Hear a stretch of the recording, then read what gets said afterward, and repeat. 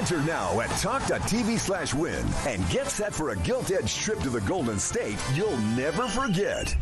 For your chance to win, text TALK to 8338. Text costs £2.50 plus your standard network rate, or call 0343-418-7260. Lines close 22nd January 2026, 4 p.m. That's when you'll need to answer your phone if it rings. 18 plus, UK residents only. This is a network promotion. Full T's and C's at talksport.com. So for your chance to win, text TALK to 8338 now.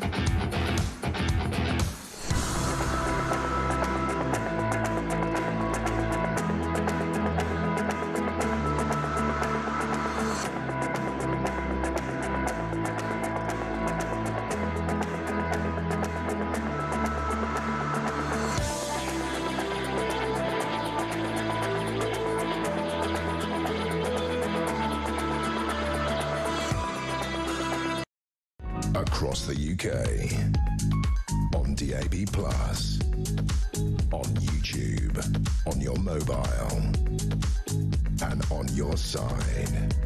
This is Talk.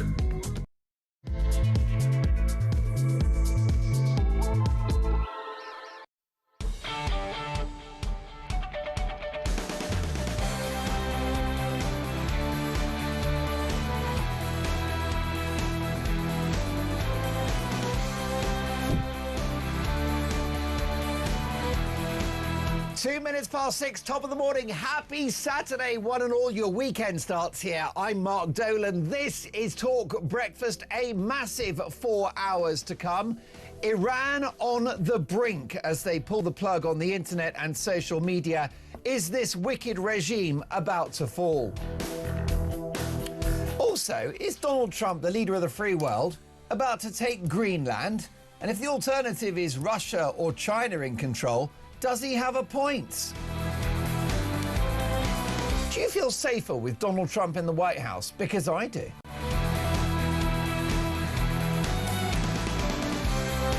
And is Sir Keir Starmer about to ban X in the United Kingdom, notwithstanding very reasonable concerns about the platform's ability to create deep fake videos and images? Is this Labour's latest assault on free speech? Plus, we need to have this conversation as a nation. Is it time for Britain to ban the burqa? They're illiberal, they're sexist, they're misogynistic, they're paternalistic.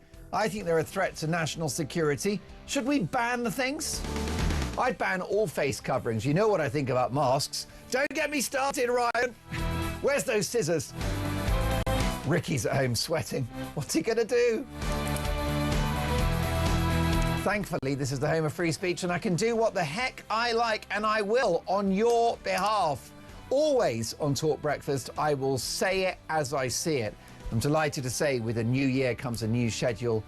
And following on from the brilliant JK, Monday to Thursday, every Friday, Saturday, Sunday, I'm your host from 6 a.m. to 10 a.m. My priority will be to get your opinions, your concerns, your worries, your priorities on the national radio and television airways. Doing that this morning for me, if you can. My phone number is 0344 499 1000. I want you part of the conversation. Text the word TALK and your message to 87222, or send me a voice note. We love the voice notes, don't we, Ryan?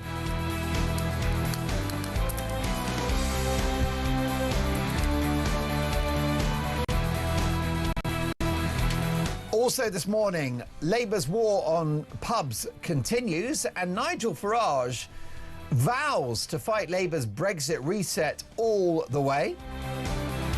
And breaking this morning in a Talk Breakfast exclusive, foreign nationals are arrested every 3 minutes in this country. That's right, every 3 minutes, a foreign national is arrested in this country. Other networks don't want to talk about it. We've got the cojones to call it out. If it's happening, it goes on the radio, it goes on the telly, and we discuss it.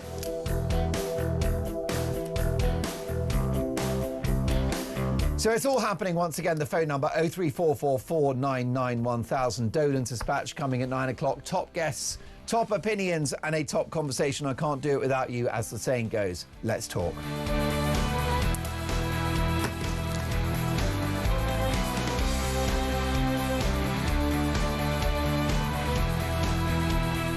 And before we bring my star guest into the studio, let me take you through today's front pages. And we'll start with the positive, shall we? This is the Daily Express. The Princess of Wales reflects on her cancer battle as she turns 44. Kate's deeply grateful for nature's healing power is the headline. The Princess of Wales has revealed she's deeply grateful to nature as her cancer recovery continues. And let me tell you, this girl is a bit special. How is she 44? How is that even possible without the help of a Harley Street plastic surgeon? She's a stunning woman. She's a natural princess, in stark contrast to that American upstart Meghan Markle. She's beautiful, she's stately, she's respectful. She's an amazing Princess of Wales. She's an amazing wife, an amazing mother, and oh boy, just wait till she becomes Queen. And it's just quite an amazing thing. I was on national TV when the news broke that she'd had that cancer diagnosis, and we feared for the worst. Can you imagine if she hadn't prevailed in her battle against cancer? William and Catherine are central to the future and the survival of this monarchy. I think that if we had lesser figures who were next in line to the throne, if it was Harry and Meghan who are about to become king and queen, forget about it. I'd actually be doing a Dolan's Dispatch saying, scrap the monarchy. I'm done. Let's have an elected president. I really would. But with these two waiting in the wings, I'm feeling very, very optimistic about the future of the monarchy. By the way, much better than a dusty elected president. Because what do you get with an elected president? You get some clapped out former politician. OK, it would be President Tony Blair, or a politician, I mean, like Lord Sugar, or may God forbid Gary Lineker or something. So be careful what you wish for. Long live the king. Daily Mirror, emotional birthday message. Catherine, I'm so deeply grateful, Princess, on how nature helped her heal and what it means to be alive. Now, this is a woman, by the way, that, according to my royal sources, was far iller than we knew. And thank goodness she has done so well. The Times newspaper, Rachel Reeves prepares bailout for pubs drinking at the Last Chance saloon. That is literally an old newspaper. So we'll chuck that away and we'll get the next one. Can we, Tommy, when you get a chance, can I have a new copy of the Times newspaper? And I'll tell you why I feel confident demanding one. Because that newspaper is literally written in this building. It's approximately 3 or 4 floors away from where I broadcast to you today. Because we're at News UK, which is the finest media company on God's earth, which is, I'm delighted to say, the proprietorial owner of not just Talk and Talk Sport and Virgin Radio and Times Radio and Talk Sport too, but the Times, the Sun and many other bountiful publications as well. They also, did you know that this company owns HarperCollins, which is one of the very finest publishers in the world? And I was in the office the other day and the big picture of David Walliams has gone. I don't know why, where is it? I think, do you know what? They're getting new photos of him, I suspect. Maybe he's had his teeth done. The Daily... I'm going to get in so much trouble, aren't I? 9 minutes past 6, the Daily Telegraph. Police are giving in to Islamists, says Robert Jenrick. Now, Robert Jenrick, by the way, proving to be one of the most robust and brave politicians in the country. Now, I can imagine what you're going to say, which is that he's a Tory, he's a turncoat, he's a guy that was in the cabinet when we had the Boris wave, when we had the illiberal lockdowns, when we had wokery in our public institutions. He was in the cabinet when we signed up for the economic suicide of net zero. I totally agree with you. I mean, the Tories, forget about it. But I will say I'm of a forgiving nature, and if they become a robustly conservative movement again, then it's worth hearing what they've got to say. And I think this is a bold move from Jenrick.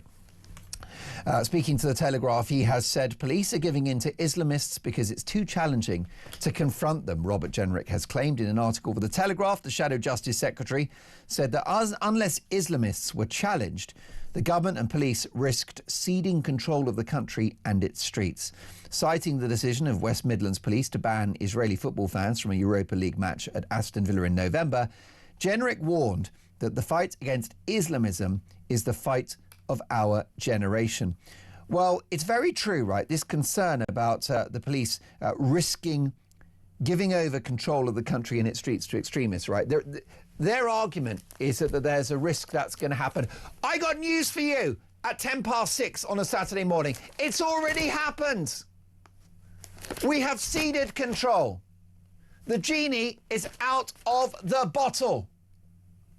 I give you those weekly so-called peace marches in which anti-Western, anti-Semitic, illiberal slogans were plastered all over the place, of people walking down the street saying from the river to the sea, which is racist and anti-Semitic, saying globalise the intifada. Do you know what that means? Globalise the intifada means bombs in shopping centres, on trains and buses, and at pop concerts. That is what globalise the intifada is. And when people walked around with a placard that said such a thing, those people were not arrested. The control of the streets has been lost. We've got several ultra-Islamist MPs, so-called independents, in the House of Commons, and there will be more at the next general election. We've already lost control.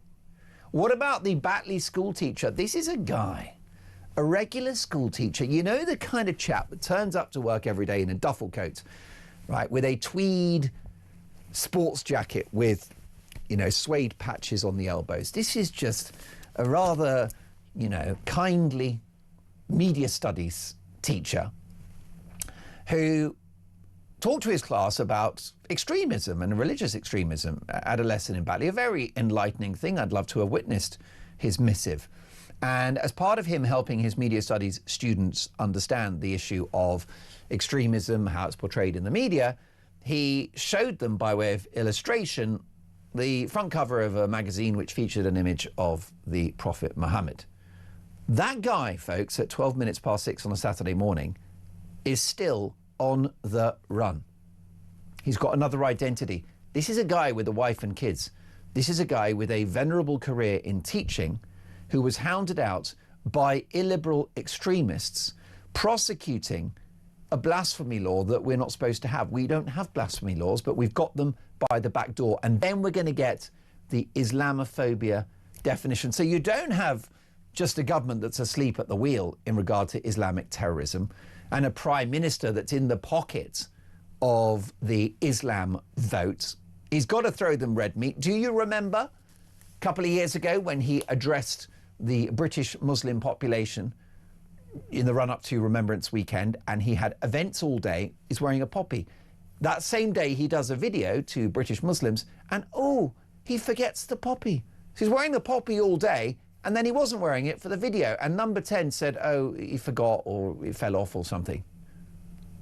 Well, I don't want to use unparliamentary language, but I will just say I question the truth of that. Is that all right? Does that keep me on air if I say that I'm not sure I fully trust the Prime Minister on that one? So we got big problems. So Jenrick's right to raise this, but we've already lost control. It is an emergency. We all need to wake up because our country has got big problems. Iran activates missile cities as Ayatollah faces gravest threat. Iran's supreme leader placed the country's security services on their highest state of alert after protesters threatened to topple the regime. Of course, the establishment media will have you believe that it was inflation that's taken these people to the streets. I will say that radio and TV networks and the newspapers have been deafening in their silence about Iran.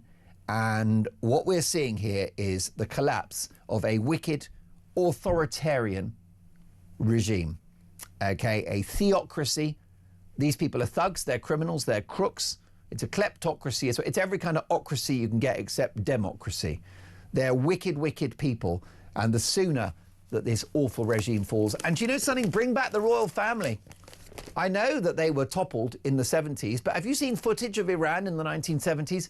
Women walking around in Western clothes, not wearing any face coverings. They were free.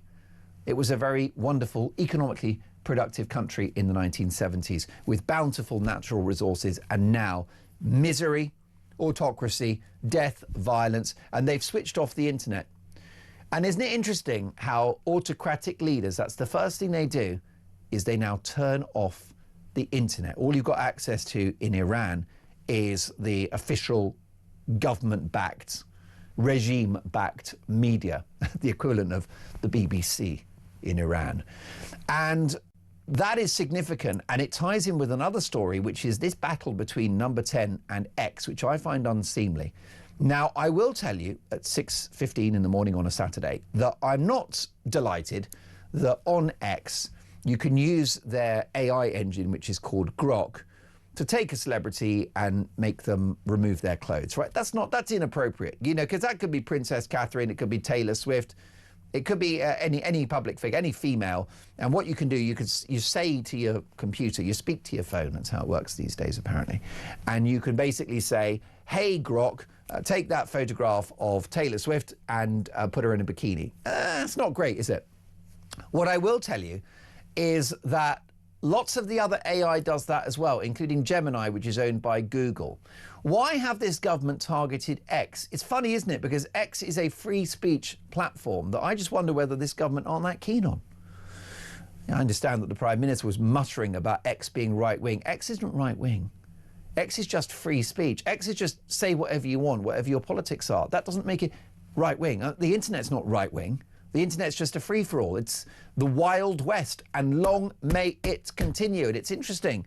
Iran pulled the plug on social media and on the internet, and Starmer now threatening to pull X. No. No, no, no. We have to have X because it is, apart from this place, Talk, it's about the only place I feel safe expressing my honest opinion. Let's crack on with the other stories. This is an exclusive in The Sun.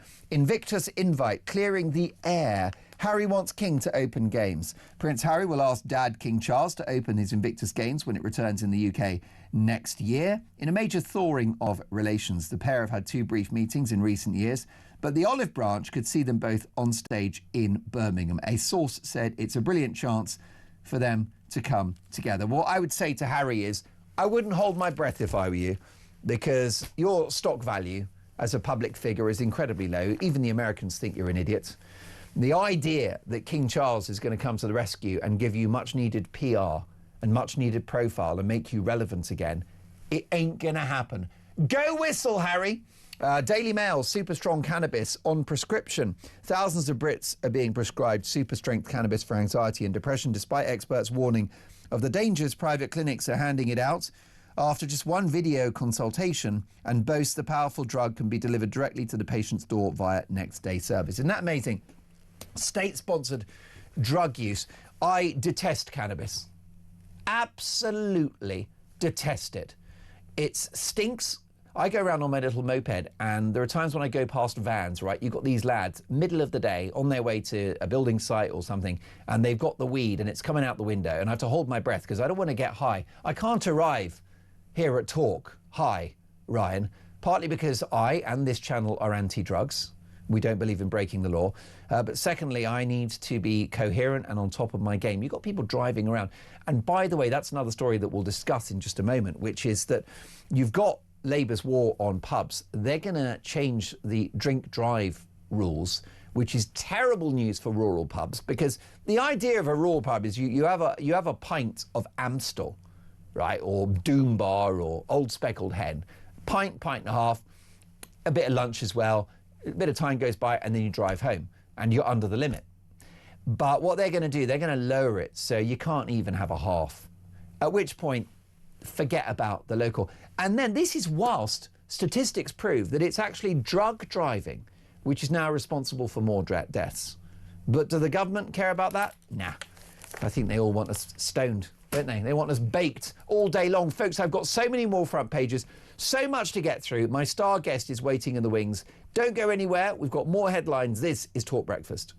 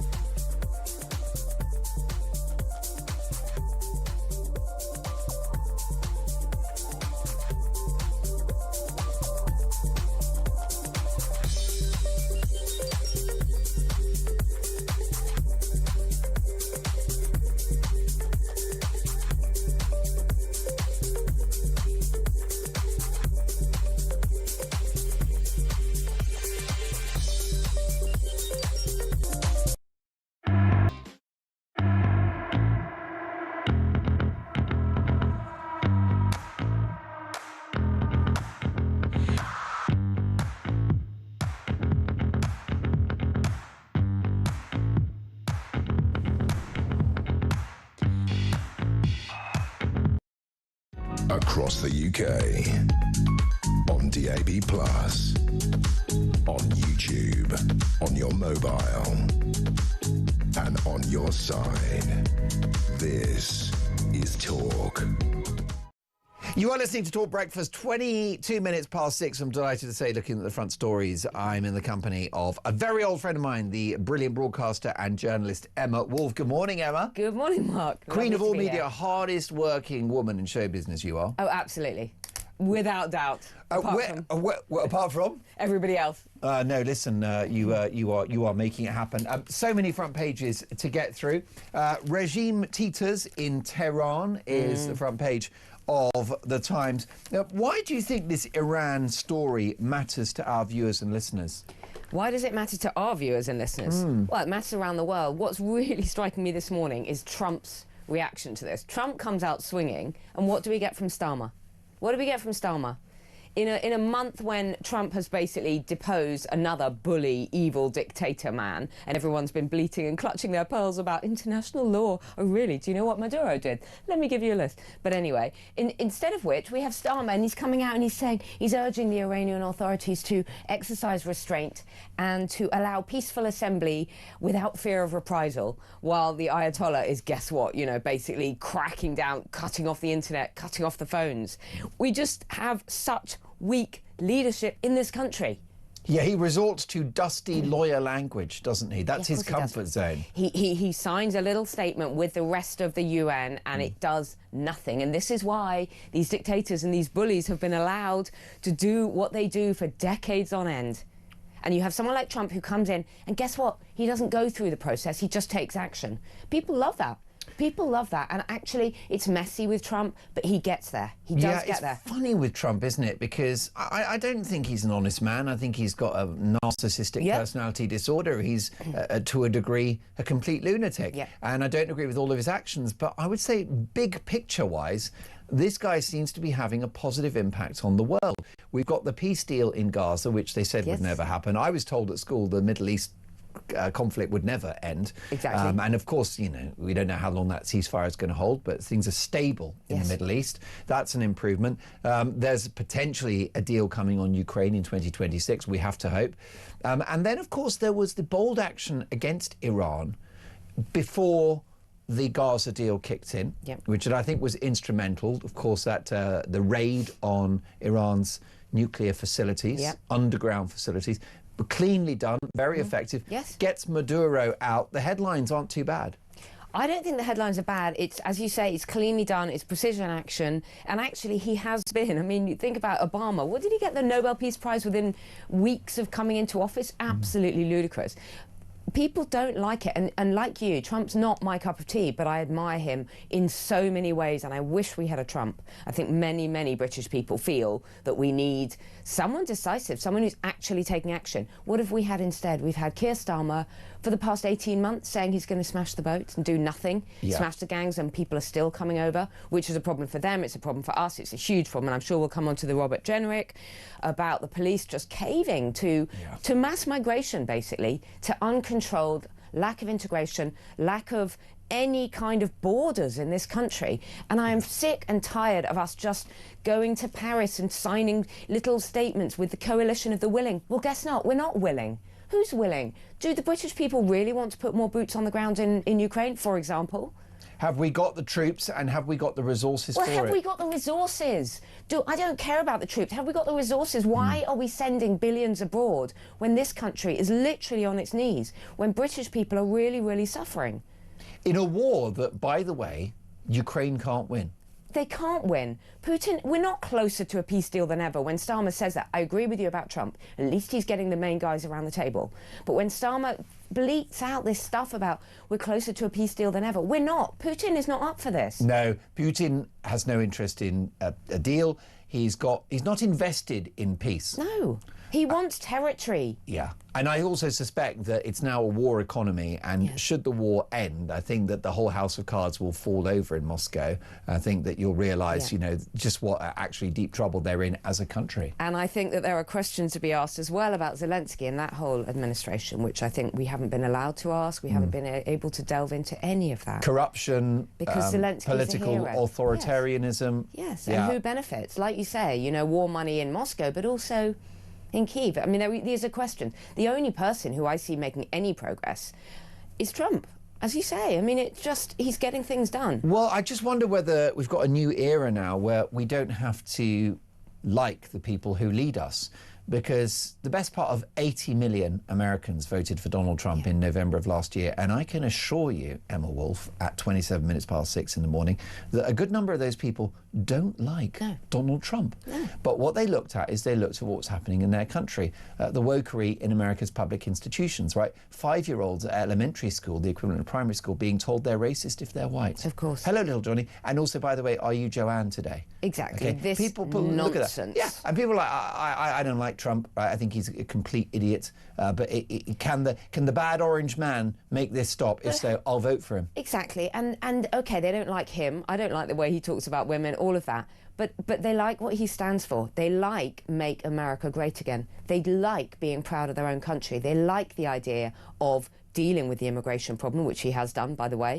And I do have some reservations about how he's allegedly gone in, pulled families apart and all of that. Yeah. But it's a huge deterrent. It's more of a deterrent than saying we're going to turn back the occasional dinghy, which we don't do. Most definitely. I mean, they had a much bigger problem in the United States. Was it around 12 million people entered America illegally over 4 years under Joe Biden? Just crossing, exactly. That's a crime. And by the way, the vast majority of those people will never be deported. So it's actually an ongoing crime, really. Of course, they're not all criminals. The majority will be people wanting a better life, no problem. But that's not America's job. But a portion of them will have terror links. A portion of them will be sex offenders, violent criminals. And this is a huge failure of the authorities in the United States. And we've got parallels here. It's not as bad, but I don't care. One illegal crossing is too many. It's illegal. You know, if I try to get into America without all the necessary documentation, I will not get through, you know, JFK. The fact that people are allowed into this country, thousand upon thousand of them, it's illegal. This is, you know, and people are dying in the Channel. So it's not as though it's a situation. There are legal routes, and we do welcome people coming to this country, moving to this country, and working in this country. And what we need to do is we actually have to have a conversation about the cost of illegal immigration, you see, because the left will tell you that the numbers are trivial and that they're far lower than elsewhere in Europe. Well, like I've said to you, one is too many. But actually, 50, 60,000 a year is a colossal number because, of course, across an entire parliament, that's 1/3 of a million. Yeah. Right, and that's a lot of people, isn't it? And those are people who are undocumented and mostly predominantly economic migrants. The cost is huge. So it's not just the accommodation, which is, I think, in the region of sort of 10 to 15 billion pounds a year. Yes. Can you imagine if we spent 10 to 15 billion pounds a year on infrastructure? Can you imagine 10 to 15 billion quid on reservoirs, roads, new rail networks, buses? Yes. Right? 5G, internet in the rural areas, policing. So that's the first thing. But it's not just that, because the majority of those people who enter the country illegally will be granted asylum. We have a much higher rate of asylum granting than, for example, the French, well over 50%. Those people will then enter the world of work, and that'll be low-skilled, low-paid work. So they'll have in-work benefits. So there will be a net drain on the country for years to come. So the real bill of illegal immigration runs into, across several generations, hundreds of billions of pounds. Of course it does. And then there's the non-economic costs, there's the social costs and the tension and the lack of integration and the protests that we've seen in our communities. I have a 5-year-old, and when the way the schools have changed, the pressures on the NHS, there are just so many ripples that go out when you have people entering our country and bringing, you know, not integrating, and actually there are so many costs to the health and the education services. It's a real problem, and it's a difficult thing to express that we want Britain to stay British, while also welcoming foreigners. And that would be Britain to stay multi-ethnic British. but just British the same. Well, it's not about skin colour, is it? It's not about skin colour, it's not. But with a white child who lives in Islington, I feel very, very uncomfortable that he's at a school that is 89% ethnic minority. How is that a minority, Mark? How is 89% of 100, I think that's what percentage means, how is that an ethnic minority? How is it wrong as a white person who's lived in this country, was born here all their life, grew up here, pays their taxes here? How is it unfair and xenophobic or unfriendly to feel that you don't want your child to be a minority in his own country? Which, by the way, a few years ago the left was telling you was a conspiracy theory. But you're now living it, and your son is now living it. You are living it, and anyone who goes into the NHS sees exactly the same thing. The cost of interpreters, translators, all of that. I mean, it ripples everywhere, doesn't it? It ripples out across our society. And then you end up with people who say, no, enough, we don't want this anymore. And we do not indeed. 6:32, you are listening to Talk Breakfast. More front pages next.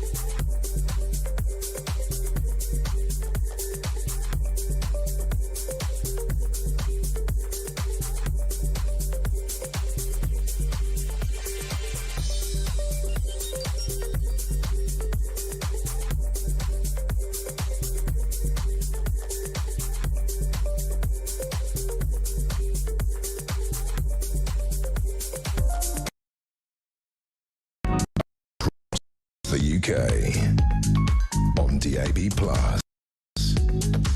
on YouTube, on your mobile, and on your...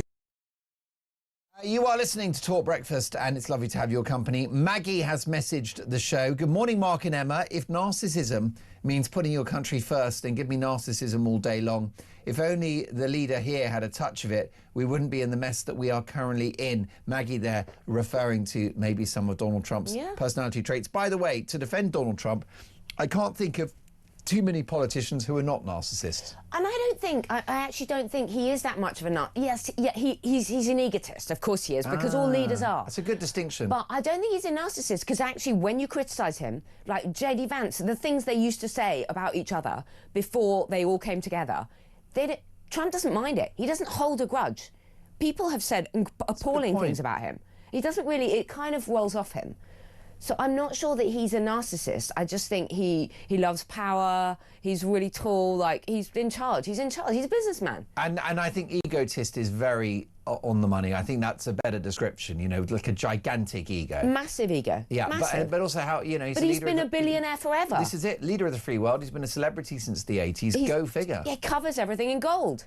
Yeah, well, that's exactly right. Half of New York. All that glitters is not gold. The FT weekend, Tehran hardens interesting piece, on actually, in the FT. Protesters working for Trump, biggest regime threat in years. Internet blackout cuts Iran off. Warning of harsh punishment. It's interesting, isn't it? The first thing that these authoritarian regimes do is pull the plug on the internet, and they take control of the media. They do. And how frightening to be in a country. I mean, people are already finding ways around it. People are already getting VPNs and all of that stuff, which is good. And they're getting, you know, they're getting clips out here, which is really good. But how frightening to think that you're in a country where you've got literally an internet and phone blackout. Most definitely. Anna in Surrey says, good morning, Mark. It's not multi-ethnic Britain, white Christian Britain. Stop defending mass immigration. Stop being an apologist. Stand up and be counted. Thank you for that, Anna. Let's have a look at this. Simon in Durham. Good morning, Simon. Welcome to Talk Breakfast on a Saturday morning. Mark says, Simon, I'm tired of hearing people make caveats like Trump isn't my cup of tea, as Emma said this morning, but then goes on to say how much she admires him and wish we had someone like that in the UK.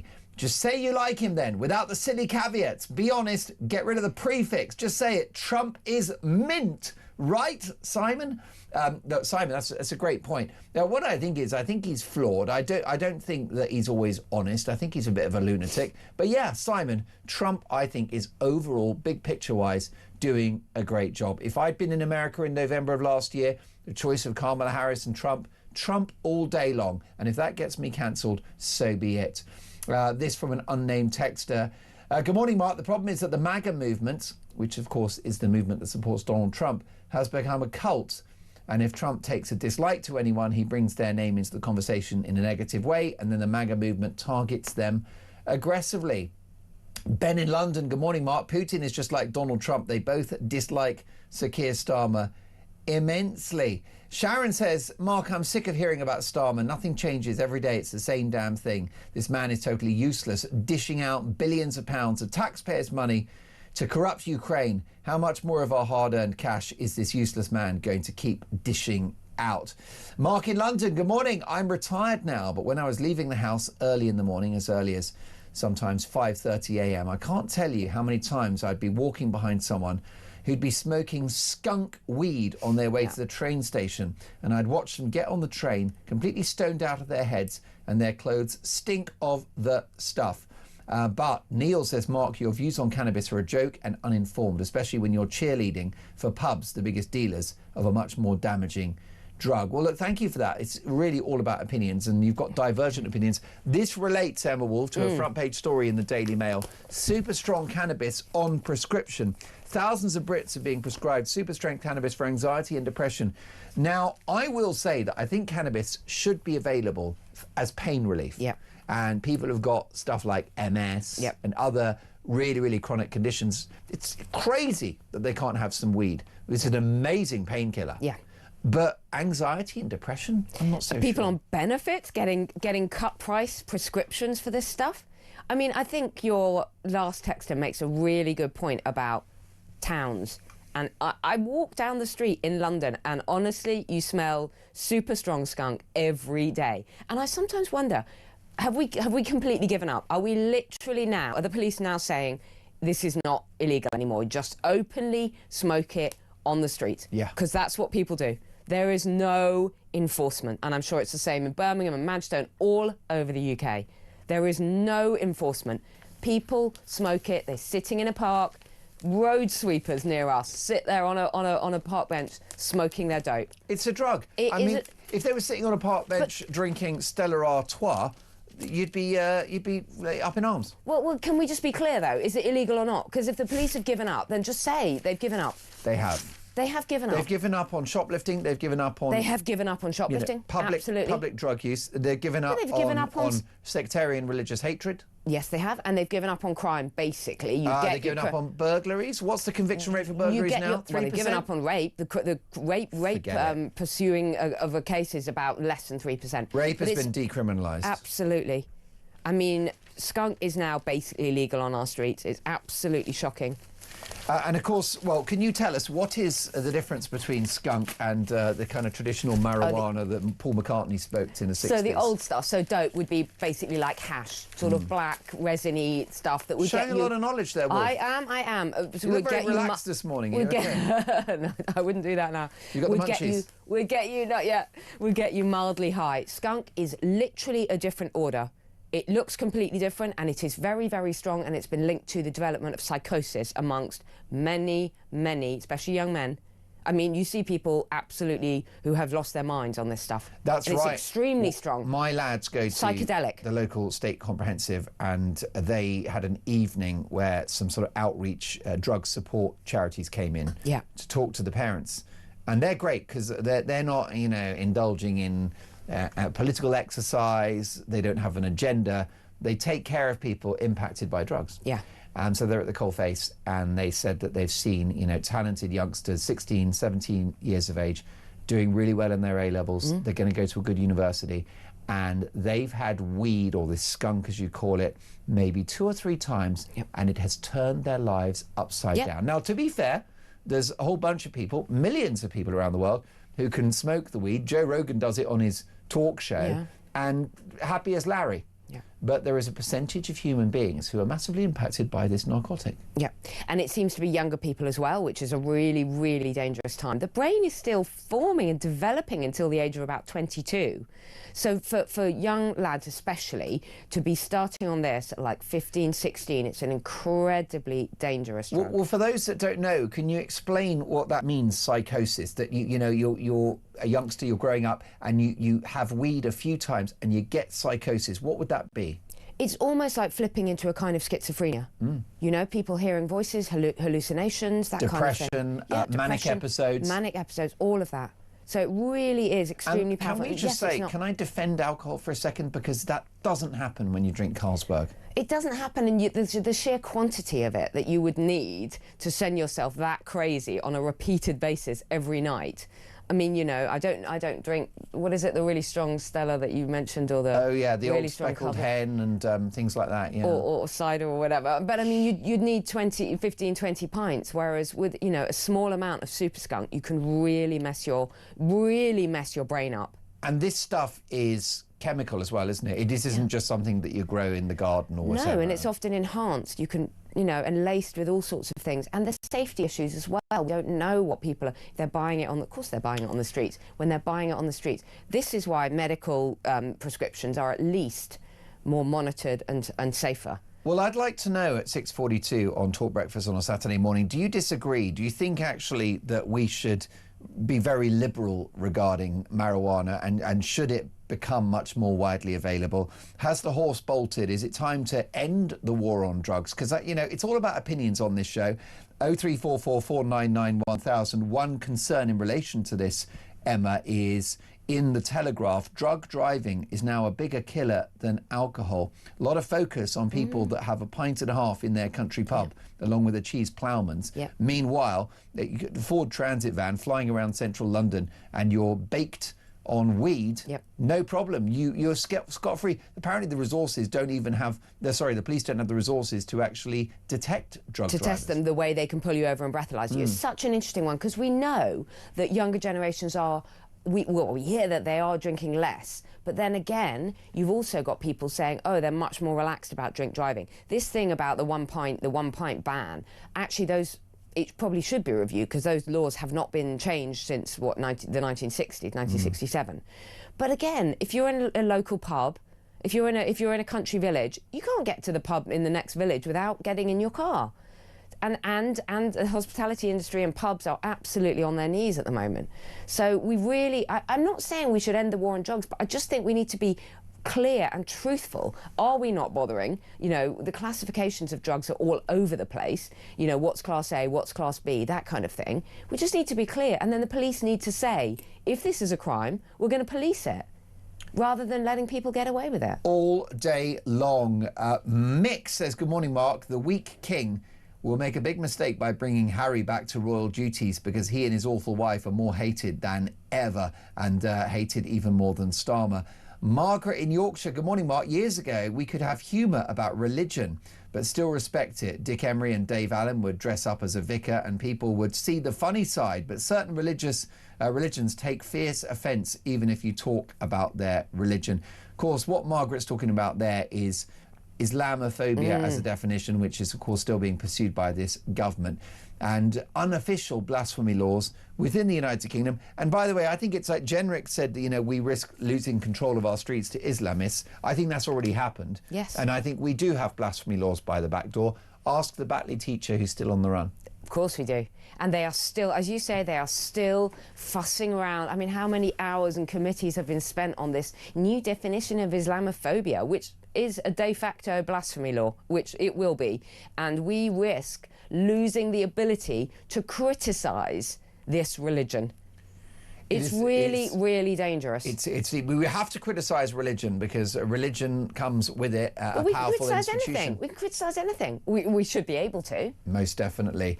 How about this from Howard in Suffolk? Good morning, Mark. No matter how much you wish Nigel Farage had said the things he's accused of, it will never make it come true. Bury your derangement and hatred of this man before it eats you up with bitterness. I don't think that's aimed at me, is it, Howard? Because I think this story about Nigel Farage and his school years is a nothing burger.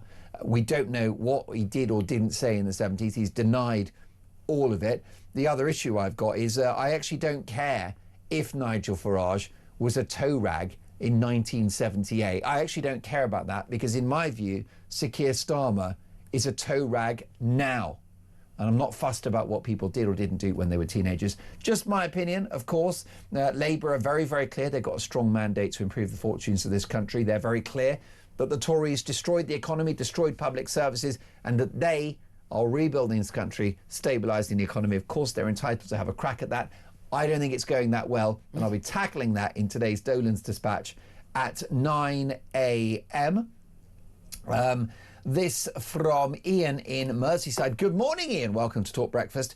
Ian says, hi, Mark. As a police officer who worked the streets during the 80s, 90s and 2000s, we never gave up. Honestly, Mark, we never gave up. And do you think Ian is therefore suggesting that things have changed? That's amazing, isn't it? I think a lot of police just can't be bothered. I think a lot of them are tied to their desk, policing silly social media, scrolling through endless pointless tweets and, you know, checking out who said something a bit hurty.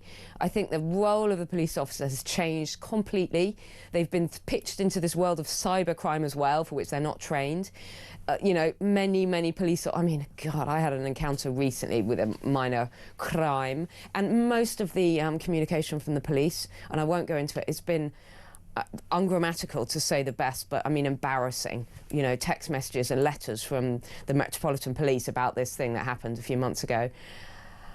You know, my 5-year-old could write a more eloquent letter. So for me, the standards in the Metropolitan Police, but in the police force, we know about their physical standards, not being able to run down the road, not being able to tackle a burglar, not being able to rugby tackle someone to the ground, all the things that police used to do. Yeah. We don't see them, you know, we don't see the bobbies on the streets anymore. Just, they don't get to know their local communities. No, and the problem is that the bobbies that are around they've gone through the police college and they're woke. You know, they've had this sort of social engineering drilled into their heads, which is why they took the knee during the George Floyd riots, and they wore the rainbow badges and all the rest of it, became highly politicised. And I think so the big issue is not just police numbers, but police culture. Police culture, and exactly as we've seen this week in front of the Select Committee, Craig Guilford, the Chief Constable of West Midlands, talking about the Maccabi Tel Aviv football ban.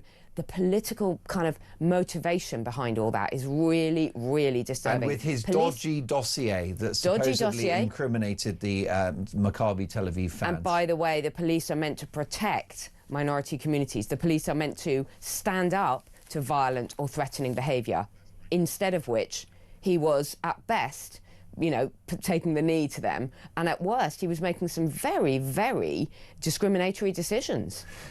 Cliff in Berkshire, good morning, Mark and Emma. As a retired psychiatric nurse, I've seen people who have had their lives changed due to one spliff resulting in drug-induced psychosis. Tell me, Mark, does our government have the ability to turn off our internet and mobile networks? We'll discuss that next. Is Keir Starmer about to cancel X in Britain? And more front pages. This is Talk Breakfast.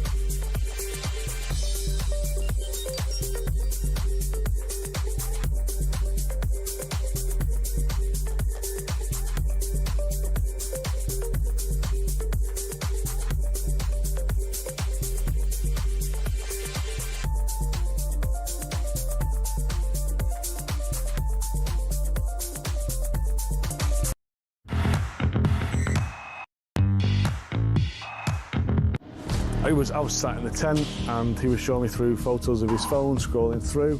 This was barbaric, horrific stuff. Blokes going through walls in vehicles and then jumping out and shooting at His WhatsApp picture was him with a mask on, with a gun like that. You're in a tent with this guy. I'm in a tent with this guy, and actually he's just showing me this stuff. I'm just thinking, this is not the kind of bloke you want to be coming to the UK.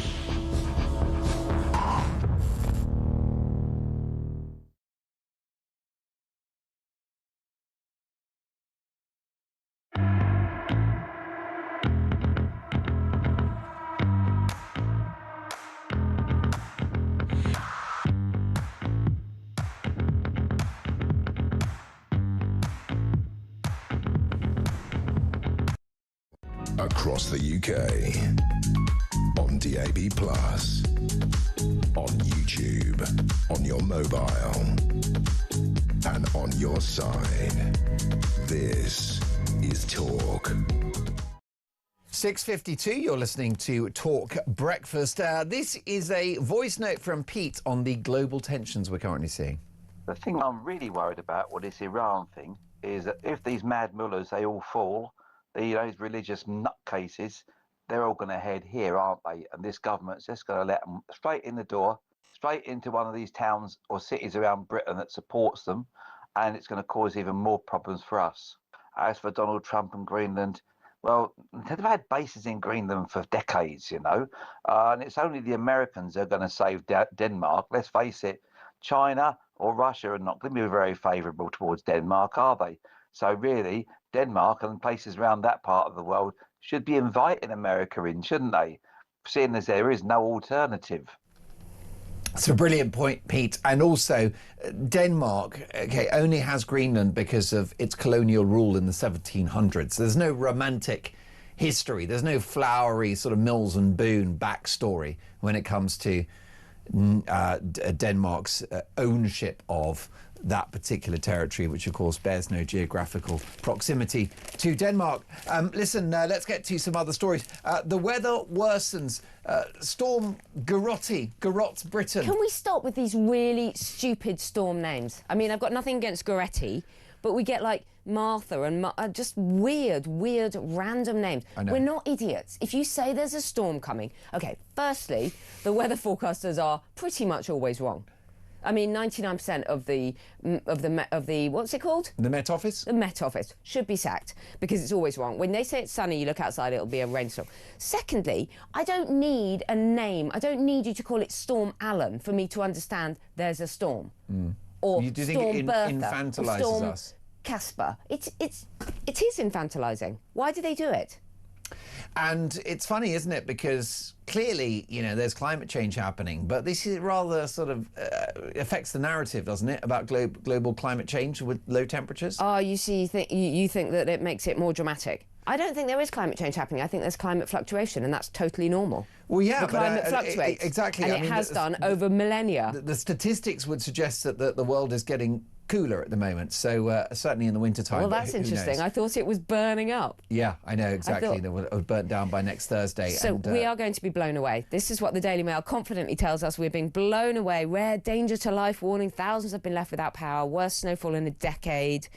Fresh alerts for ice. More weekend chaos. I mean, it is pretty dramatic in some parts of the country. But Mark, is it winter or is it winter? It's winter. Yeah, I mean, it's what they call weather, isn't it? The Met Office names storms primarily for public safety and clear communication, apparently, providing a single memorable name for severe weather to help media and agencies deliver consistent warnings about potential damage or disruption from wind, rain or snow. I don't think so. I think it, as you say, makes it more dramatic. There wasn't a name for the October storms in 1987, was there? There wasn't. And when's the last time someone said to you, oh, this storm Goretti is really, or however you're saying it, is really taking hold? No one does it. I know they say this thing about it kind of isolates the event. But as you say, there wasn't that. I remember that one. I was tiny and that was quite exciting. Most definitely. Lots more front pages to look at. You've got the Times, regime teeters in Tehran. Guardian, Iran prepares for violent clashes as protests rage. A free speech row is blowing up now between Elon Musk and Sir Keir Starmer. There's no love lost between the two men, as we know. A coincidence or otherwise, the government are now considering banning X from the country as a result of the AI software Grok, which can undress women. What's your view on this? We can put bikinis on you. Look, AI can do all sorts of things. It can create these these are horrible deep fakes and all of that stuff, absolutely. But I don't know if you saw Farage last night. I think he was standing outside the House of Commons talking about this, and he was saying, look, this stuff is repellent. But the idea of banning X is really alarming. What's the government going to do next? It shouldn't be an option. It's be not a lever that they should pull, because free speech is more important than offensive content online. Also, X is not the only AI platform that can do this. Gemini does it. Lots of the other outlets do it. Of course. So it's not exclusive to X, but X has been targeted. X has been targeted, and as you say, Elon Musk has... Well, you know, Stallman knows that Elon Musk knows that he's an absolute fool and a fake, and he doesn't like that. He doesn't like what Elon Musk has said about him. So X is always targeted. And frankly, this can be done across... Why don't we have a wider discussion? Why don't we have some concerted action on what the internet is doing to children and young people? Oh, no, they don't do that. They just bring in these, you know, completely toothless bans. I'm much more concerned. I'd be much happier if they said they were actually going to ban smartphones and the internet for everyone under 16. Give them a childhood, give them back their youth, give them back their brains, and let's do that. Most definitely. What about this from the Vice President of the United States, who I think is a very articulate and talented politician, and I think he'll get the ticket to run for the Democrats at the next election. He's just been on X himself, and he's drawn attention to a shocking headline which implicates this country where we live, Emma, unfortunately, the United Kingdom. Breaking, the UAE, the United Arab Emirates, announces it will cut funds for citizens who want to study in Britain out of fear of Emirates students being radicalised by Muslim Brotherhood Islamists on British campuses. So you've got Arabs that won't send their kids to British colleges because they'll get radicalised. Exactly. That is what the situation we're at. The Trump administration and J.D. Vance have been talking about the state of the UK. We should be ashamed of our authoritarian leaders. I mean, what is going on? I listened to a podcast in which a rabbi said that Jewish people were far safer in Saudi Arabia than in the United Kingdom. Exactly. The state of the situation for Jews in this country is a national embarrassment. Yeah, this guy said, you know, you can walk down the road in Riyadh in full, you know, Jewish religious clobber and garb and iconography and be safe. And here, the police will inform you at one of these endless pro-Palestinian marches not to be visibly Jewish. We have Jews who've lived and been welcome in this country for decades who are having to take off their yarmulke or hide their Jewishness outwardly or stay in their safe area and have police outside their synagogues and schools. It's wild stuff, isn't it? The world's gone mad. So much to get through in today's show. Lovely to have your company. Do join the conversation. 0344 499 1000. Have you got Trump envy? I do. It's political leadership, isn't it? It's something that's sorely lacking. I'll be tackling that in my Dolan's Dispatch today at 9 o'clock. So many great guests coming into the studio in the next hour, including no-nonsense ex-top cop Mike Neville, plus the brilliant Emma is returning. Emma Wolf, of course, writer, journalist and broadcaster. Let me know your thoughts. Text the word talk in your message to 87222. Happy Saturday, one and all. You and I got lots of work to do. Get the kettle on. I'll see you in 2.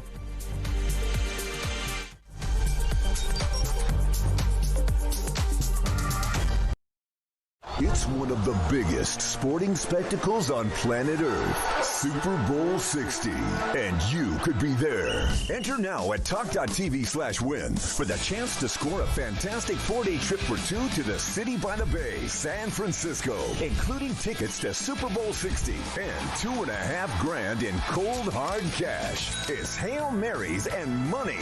Enter now at talk.tv/win and get set for a gilt-edged trip to the Golden State you'll never forget. For your chance to win, text TALK to 83338. Text costs £2.50 plus your standard network rate, or call 0343-418-7260. Lines close 22nd January 2026, 4 p.m. That's when you'll need to answer your phone if it rings. 18 plus, UK residents only. This is a network promotion. Full T's and C's at talksport.com. So for your chance to win, text TALK to 83338 now.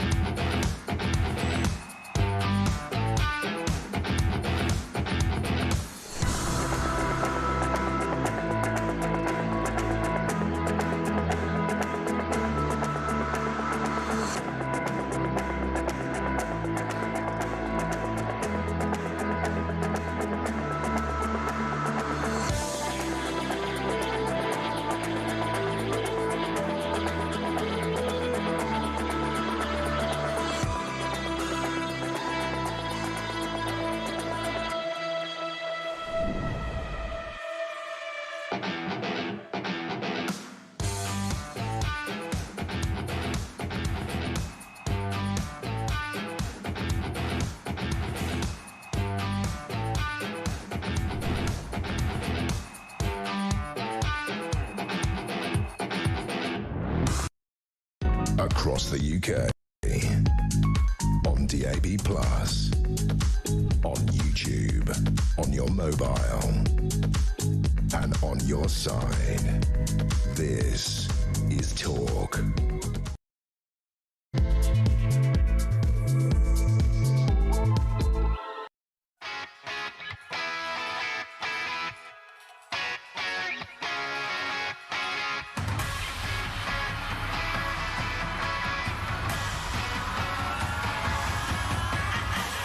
Three minutes past 7, I'm Mark Dolan. This is Talk Breakfast. Happy Saturday, one and all. The weekend starts here. Whatever you're up to, perhaps you're just waking up after a bit of a wild Friday night. Maybe you're at the tail end of a night shift. Whatever you're doing, we've got your back. We're going to give you big opinions and big entertainment and then some.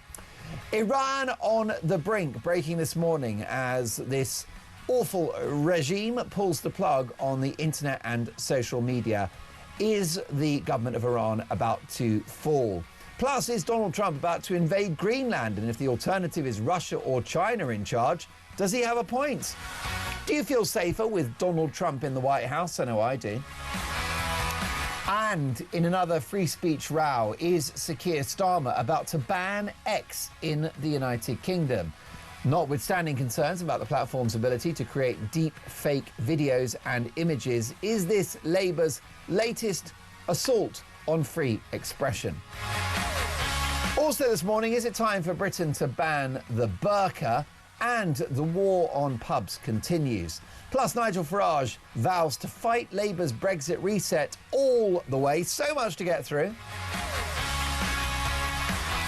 And in a Talk Breakfast exclusive, a foreign national is arrested every 3 minutes. We will be discussing this national scandal in the next hour. Can't do it without you. Join the conversation. My phone number is 03444991000. Text the word talk and your message to 87222. Leave us a voice note. And as the saying goes, let's talk.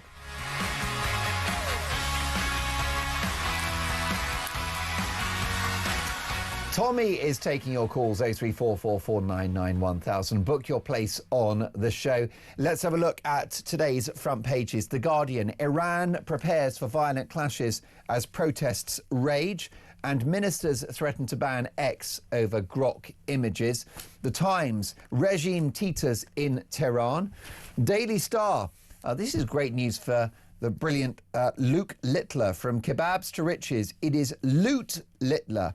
Teen darts star lands historic £20 million sponsorship deal. Shows you how massive darts now is as a spectator sport.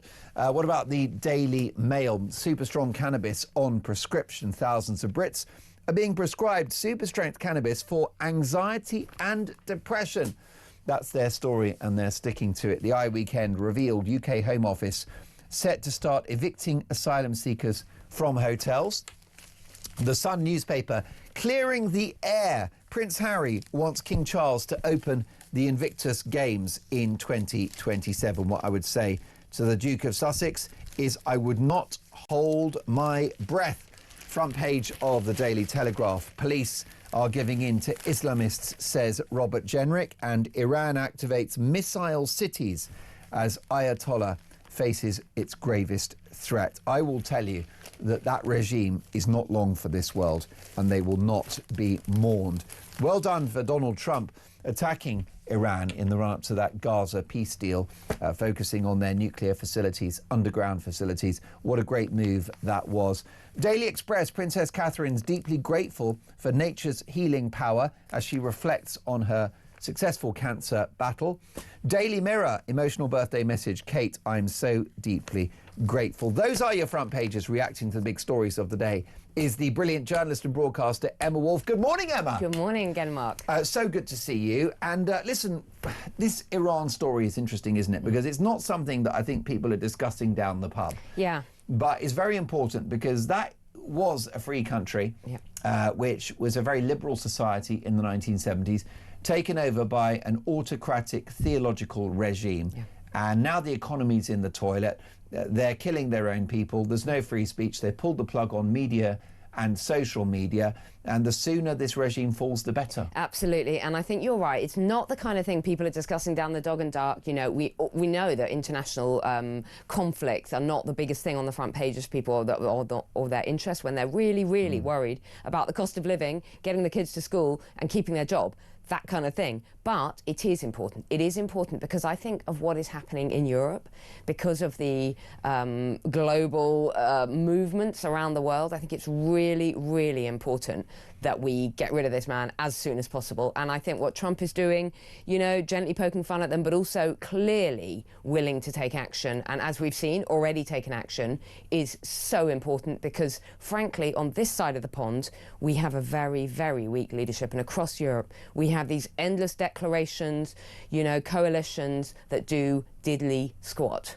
Definitely, and I would actually say hooray for Israel and hooray for Donald Trump, because together they've stabilized things in the Middle East. We've got this peace deal. We've seen the neutralization of Hamas and now the emasculation of Iran, which this regime is not long for the world. So actually, the Middle East is probably in better shape than it has been in a generation. Exactly, and as you said earlier, you know, one never thought that would happen. One never thought there was going to be peace achieved in the Middle East. And for now, it's holding. And Hamas are massively, massively weakened. And we haven't heard much about that. We haven't heard. All we hear is the criticism of Donald Trump for taking action and for not always following the letter of the law, not always following international law exactly as it should be carried out. But he gets things done. Let's get the views of Barry in Norwich, who also gets things done. Emma Wolf. Good morning, Barry. Welcome back to Talk Breakfast. Good morning, Mark. Good morning, Emma. I'd just like to make a comment on the banning of X. I don't think it will happen, but it's just a total socialist reaction to things. Right, let's ban it. Can't have it. Ban it. I mean, luckily, I'm not on any social media. I don't have a social media profile in the world. Yeah, right. But you know, this is Starmer's. They just ban things, don't they? And just a quick mention about his digital ID. I won't be having one because apparently you need one to work. Well, if you don't have a digital ID, then that means I'll go on benefits and get loads of money. So I'm up for that. You know?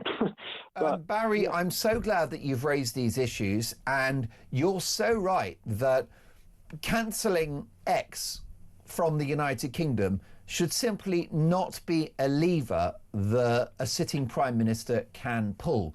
Because notwithstanding that the conflict is about these fake videos, these fake images that the artificial intelligence technology can create, okay, that's not ideal, but that's not grounds for removing a platform that allows you and I, Barry, to express our opinions about the state of the world.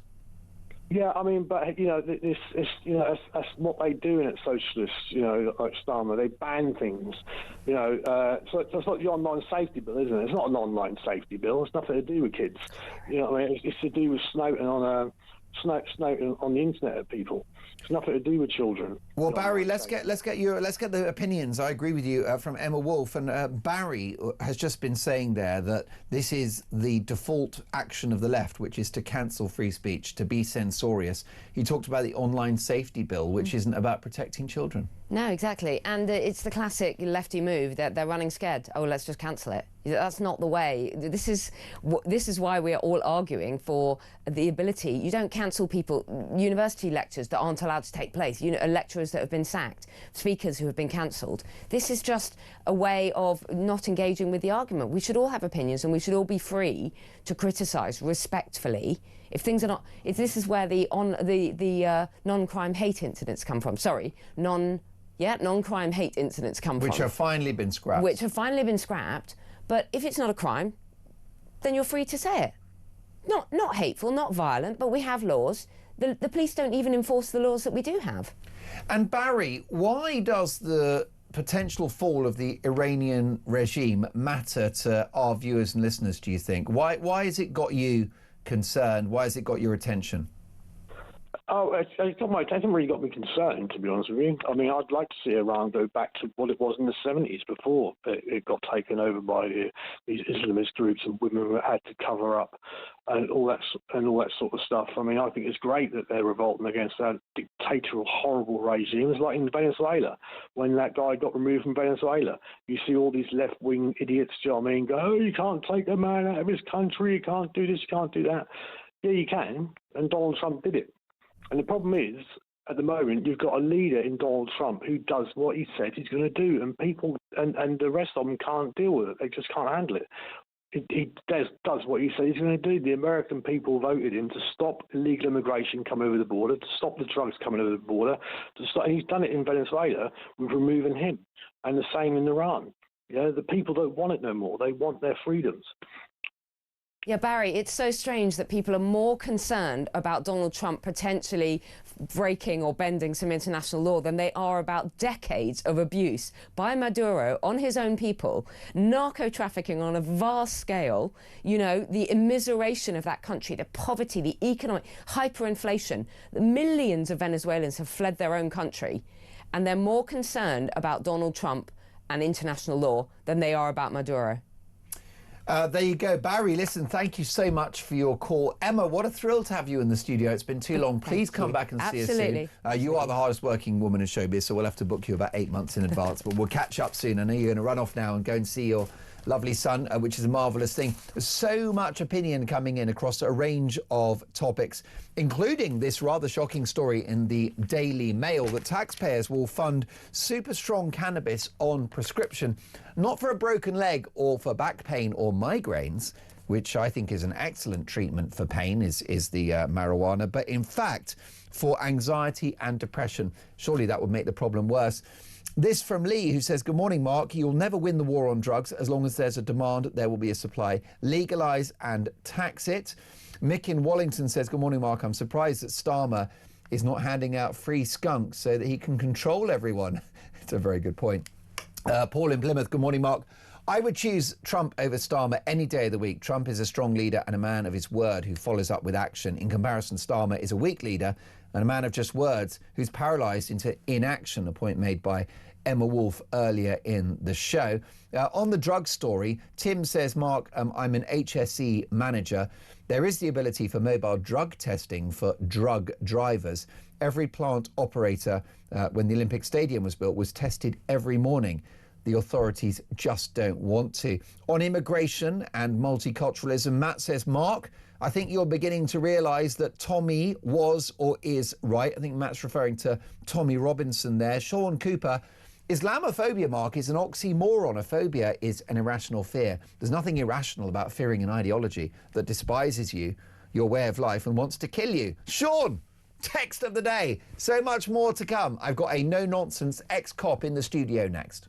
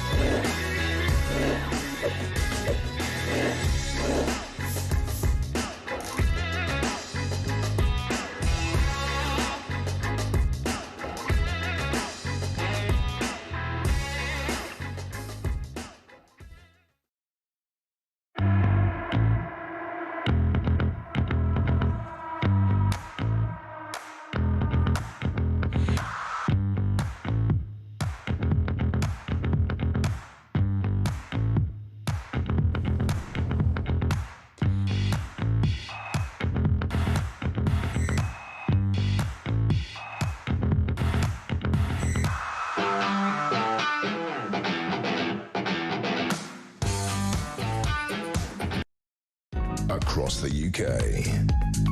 On DAB+, on YouTube, on your mobile, and on your side. This is Talk. You are listening to Talk Breakfast. It is exactly 18 minutes past 7. Dolan's dispatch on the way. There's not one thing that's improved since Sir Keir Starmer became Prime Minister. That is Dolan's dispatch at 9 a.m. It might get me cancelled good.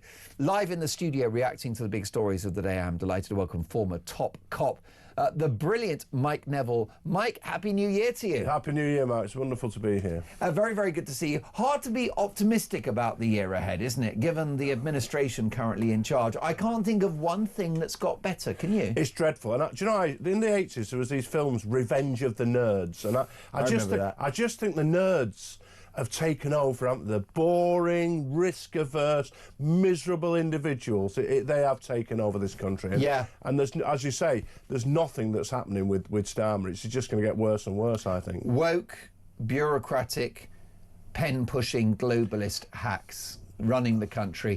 Think tanks, civil servants who are embedded in an ideology.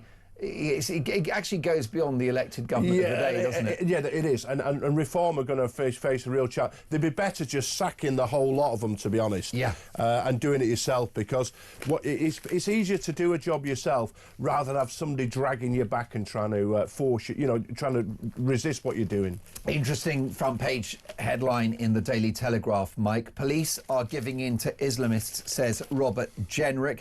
In an article for The Telegraph, the Shadow Justice Secretary said that unless Islamists were challenged, the government and police risked ceding control of the country and its streets. I think that's already happened, hasn't it? It has. And I'll tell you how you can measure it, Mark, is that the way to measure it is if you look at certain areas like in Leicester, Bradford and wherever, Bolton, where I'm originally from, there's certain postcodes where there has never been a 999 call in a decade, because everything is dealt with internally, and it's not, the police are just not involved, the society is not involved. Yeah. That is a complete cut-off enclave. So, and we saw I live in Staffordshire now, and in Stoke at the time of those disorder after Southport, you had a police officer telling people, oh, leave your weapons in the mosque. I know. And that's so how bad you have to get. And now we've got a Jewish football team being banned from the second city of the country. What do you make of the actions of West Midlands Police when it comes to alleged, a sort of fake dossier about those fans and lies really in regard to why they couldn't travel? Well, it's almost to as bad. Aston Villa. It's almost like an Alistair Campbell fake dossier, isn't it? And what gets me is that they're asked questions. I mean, you've got a chief constable being recalled to Parliament to give. That's the unprecedented thing that's happening, and then he just makes things up. Apparently, he's like a conjurer pulling new evidence out of the bag that they found this report, they found that report, and it's all nonsense. They're just making things up. And what we've done is turn the leadership of our police forces into politicians. They shouldn't be behaving like politicians. But with the police, the biggest problem you face is the leadership. They're obsessed with wokery at every level. Diversity, we saw that, you've seen it this week with the Metropolitan Police, the release of a report that a panel sits, they've got a black guy who's been accused of child rape, and they say, well, we've vetted that guy, we can't have him in the police, and then they have a panel of their local community who decide, yes, he can come in the police, and strangely enough, he goes on to commit more rapes and another child rape as a police officer. So the police has been taken over by this wokery, and it's rather than the hard-working officers who are just trying to keep us safe, but it's everywhere. It's the police, the NHS, the armed forces, the whole lot of them. Most definitely, and you raise a good point about these people that, are in positions of considerable power as a result of diversity, equity and inclusion, and incompetence within the police service is a threat to our safety. That's why it's so important. This is about lives. It is, and it's the focus. If you've got senior officers, if you look at, what I'd say to anybody is look at, there's 43 police forces in England and Wales.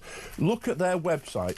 I think there's one of them has a white male officer as the sort of poster person on the screen. And if you look at the statistics on it, it'll have how many women they've got in, how many black officers are going, how many stop and searches. It doesn't have a column which says how many burglars we've caught, how many rapists we've prosecuted, how many thieves have been put in jail.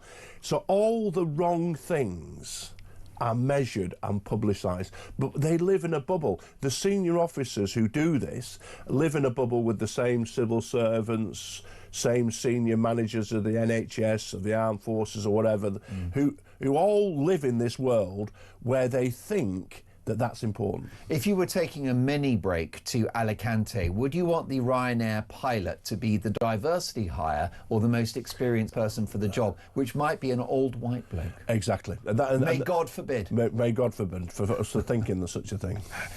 Too right. Listen, more headlines. Britain braced for floods after snow. Britain has been told to prepare for floods after Storm Goretti. More than 100 flood warnings or alerts have been put in place after a weather bomb brought 123-mile-hour winds and heavy snow. And we do have a problem. I mean, the central Wales, the Midlands of Wales and the Midlands of England have been particularly affected by this storm. But something worse could be coming, which is ice. It's terrible. I mean, the driving. I know my wife; she hates driving in the snow and ice. She really does panic about it. But when you say about the floods, you can bet your bottom dollar that the country's so incompetent. By the summer, there'll be a hosepipe ban.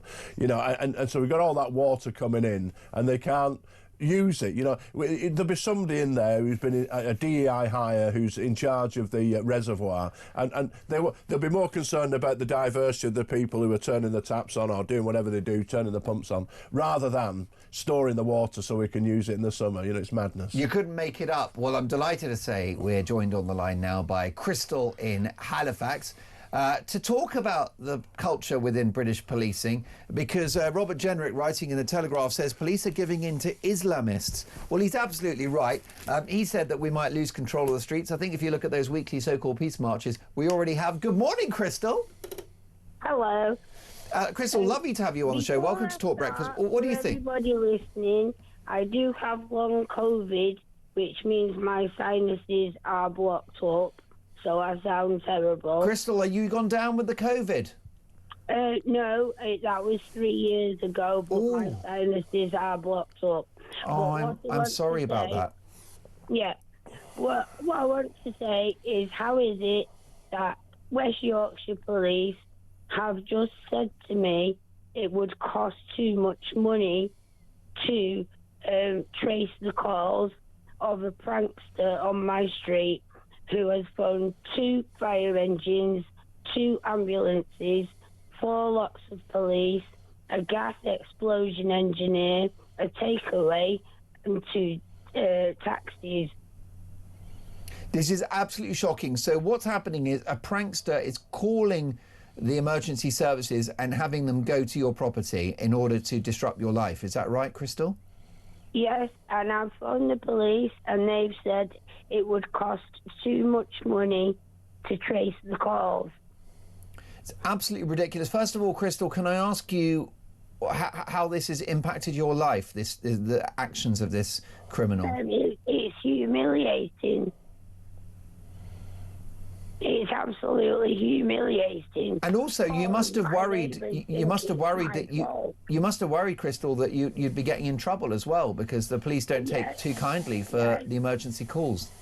Yes, correct.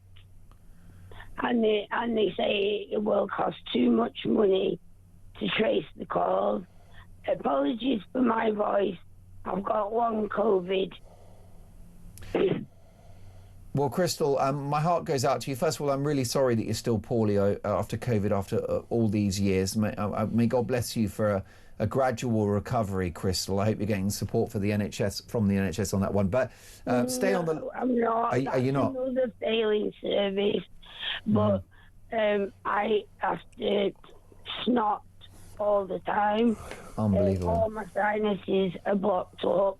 My throat goes all the time, my chest goes all the time, and I get no support because that's another failing service. I mean, that is crazy. I mean, you're seriously ill. Services are completely failing. You're seriously ill, and you've got blocked sinuses. I imagine you're in discomfort and you're pain. Have you got these symptoms non-stop, or is it seasonal?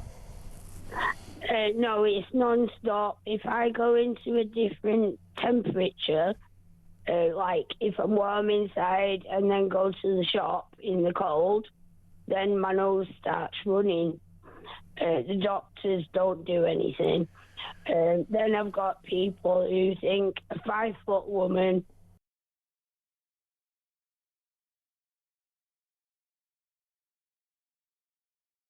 and they're not do. I haven't got a coroner's report. I don't know how she died yet. She was murdered in September. How ridiculous is that? Crystal, We're in January. I'm absolutely... can I just tell you, Crystal, that I'm devastated by everything you've told me this morning. The loss of your daughter, murdered, and you feel that the authorities are asleep at the wheel in the prosecution of that evil, evil crime, and I'm so sorry for your loss. Then you've got a major health condition, I mean, shocking COVID symptoms 2 or 3 years on from the pandemic, ignored by the sounds of it by the NHS. You should be fast-tracked for the best treatment. And you've got some prankster who's calling fire engines and ambulances to your property on a daily basis.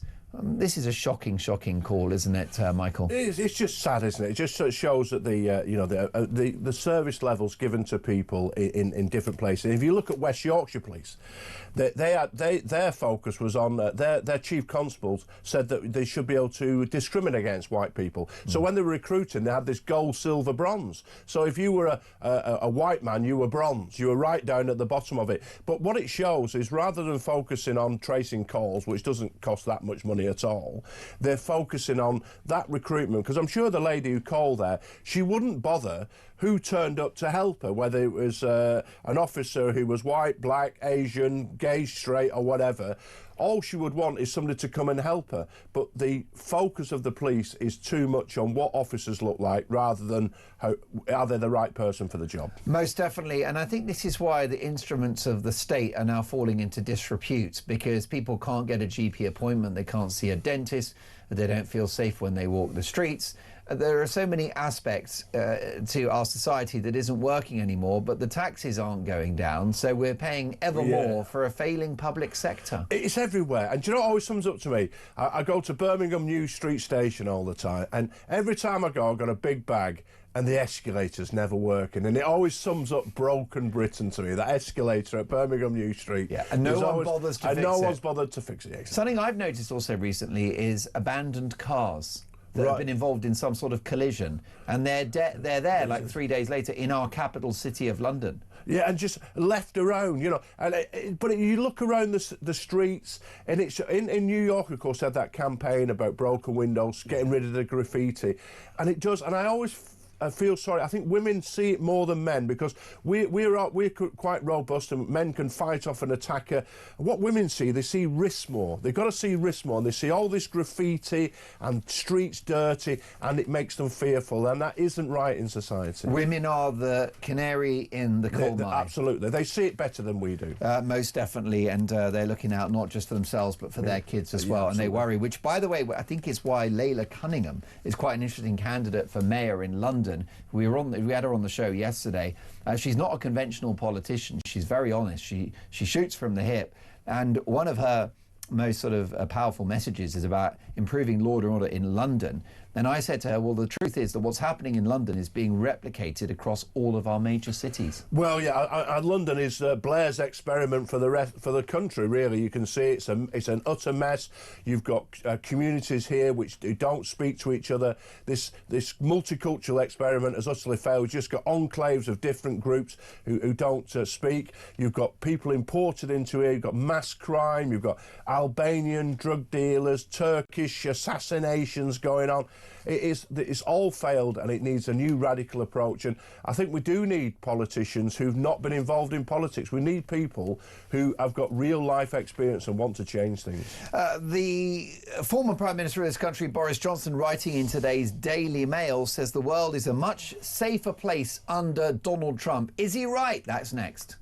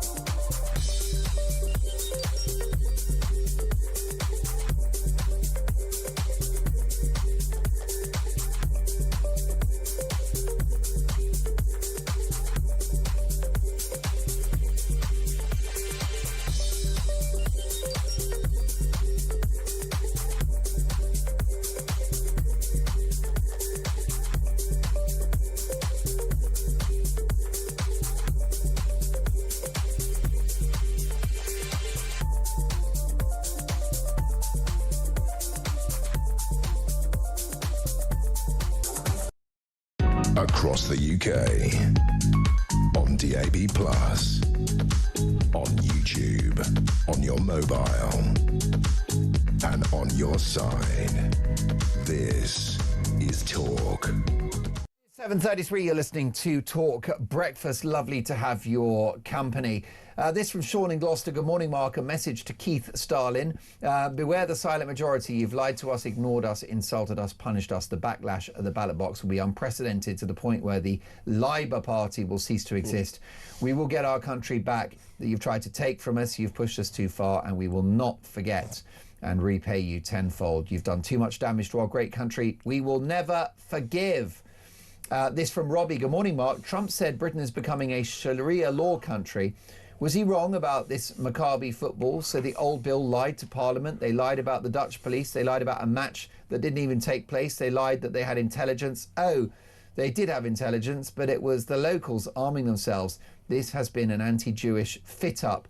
Why would they lie unless they are anti-Semitic? Shouldn't these officers be suspended whilst the cops investigate? What a brilliant and well thought through message. Thank you for that. And what about this from an unnamed texter on the storms? 99% of the time the Met Office are wrong, says arts graduate Stormy Emma, your last guest, Emma Wolf. I disagree. Well over 90% of the time they get it right.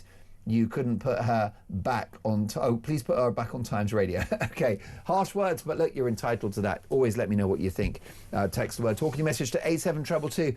Writing in the Daily Mail today, Boris Johnson, former PM, says intergalactic lefty bedwetters like Rory Stewart, ex-Tory MP, are so deranged by hatred of Trump, they're blind to the fact that from Venezuela to Iran, he's on the side of the good guys and making the world a safer place. Mike Neville, ex-top cop, is he right? I think he is. I think he is exactly right. We need action taken. We need these wicked dictators taken down. I mean, what makes me laugh about all the lefties complaining, there's actually a video, I saw a video on YouTube of Biden, their wonderful hero, saying how we should get rid of these drug cartels and these people should have no hiding place, etc., etc. So it's all right when Biden says it, but it's not when Trump says it. And there is this Trump derangement syndrome, isn't it, where Trump could say, I'm going to give you all £1 million, and they find something wrong with it, you know. And Rory Stewart, he is just the epitome, isn't he, of everything that's wrong with the Tory party, that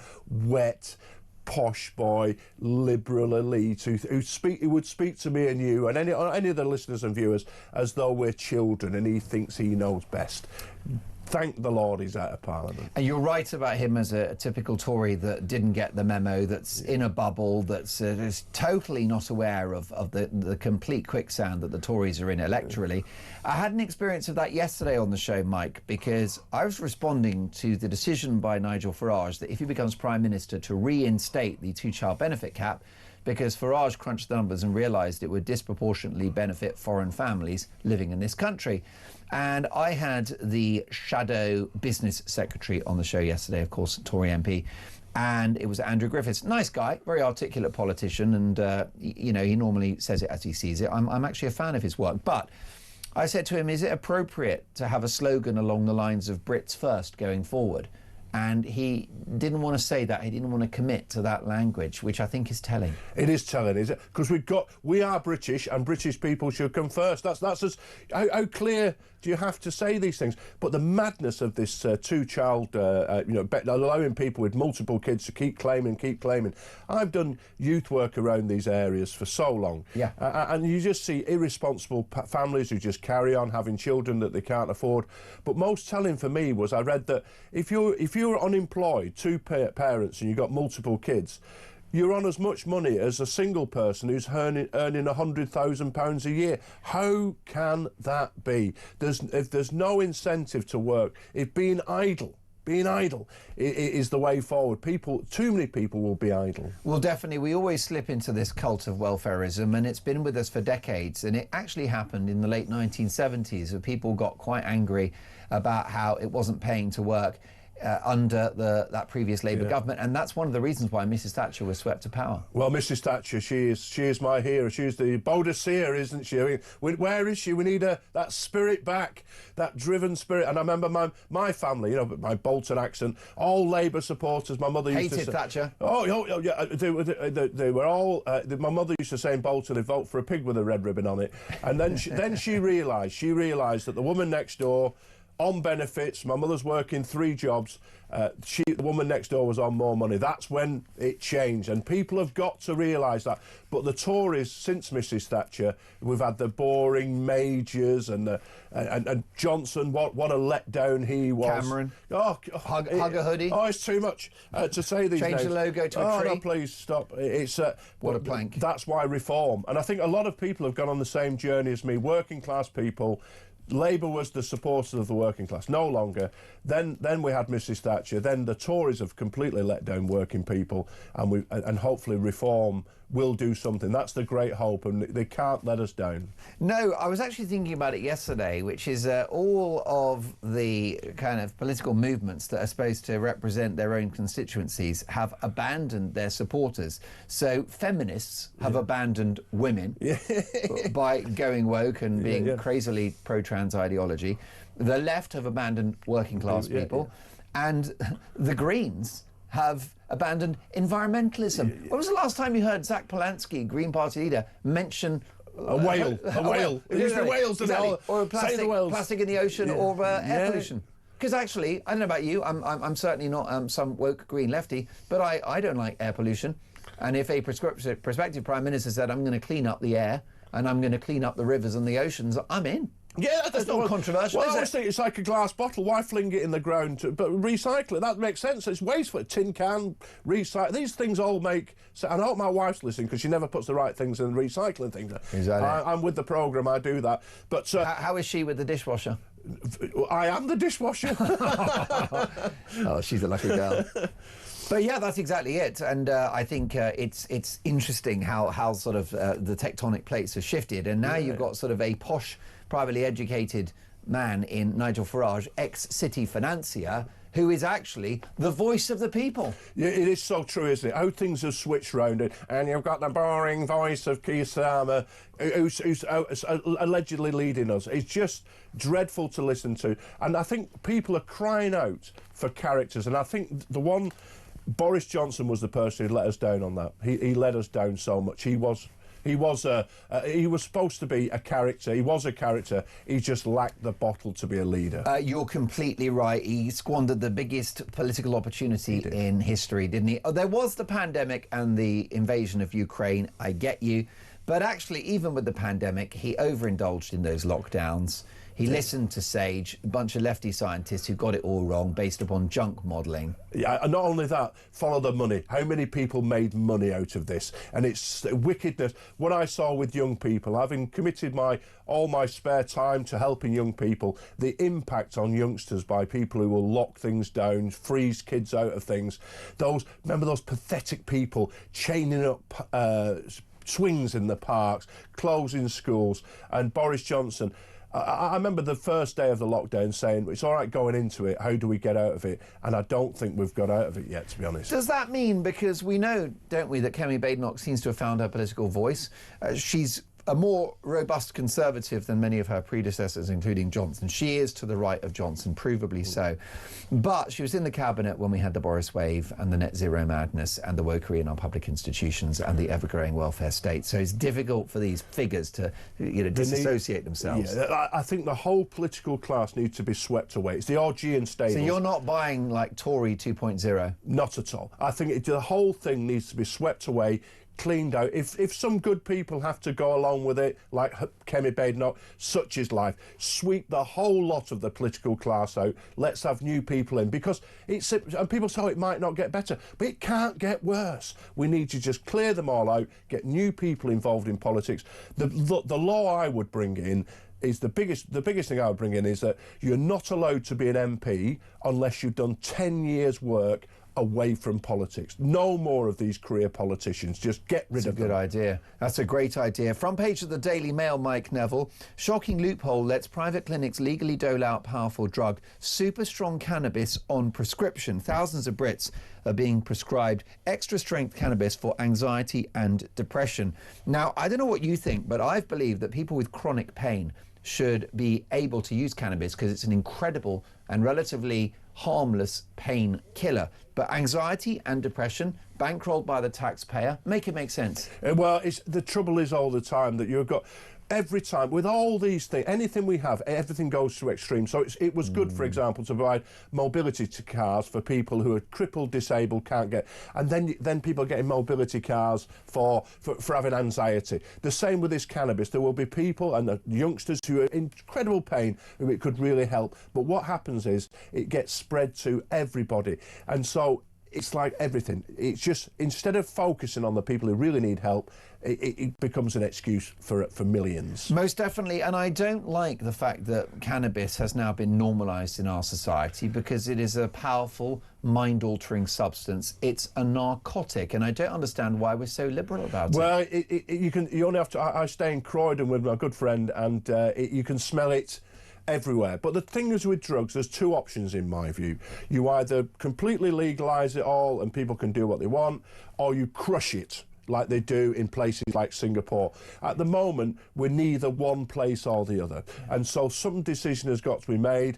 In my view, so in some ways, I just say, have it all, take the crime out of it, because there's such an industry involved in the crime, making money for criminals, and the viciousness, the murders, the robberies that occur because of it. Or, as I say, let's crush it. But we're not one or the other. We've got to make a decision. As a former police officer, have you ever breathalyzed someone in your work? Yes. I spent a few years in uniform, doing the breath test, and in Germany in the military police. I've done all that. Yeah. Can you spot when someone's whether you can smell alcohol in their breath? Can you tell when they're guilty before they've blown into the device? What I've always found with it, to be honest, is they'll say, "Oh, it's 1 pint," but I think if you've had a substantial meal and you're a big guy, you're usually all right. It takes a lot of drink to be over the limit. You know, when people say, "Oh, I only had 2 beers and I was over the limit," my experience is, no, you've had 10, and they keep reducing these limits, but the dangers on the roads are the people who've had massive amounts of drink. Yeah. And they're the ones who need to be caught, and they won't stop because of legislation. So that's exactly right. It's the kind of alcoholic mum at the school gates who's driven the Range Rover. No food, 2 bottles of white wine. 2 bottles of white wine. But I mean, the key thing for me is my brother lives in a lovely place called Myford, which is in Powys. They've just reopened this lovely pub there.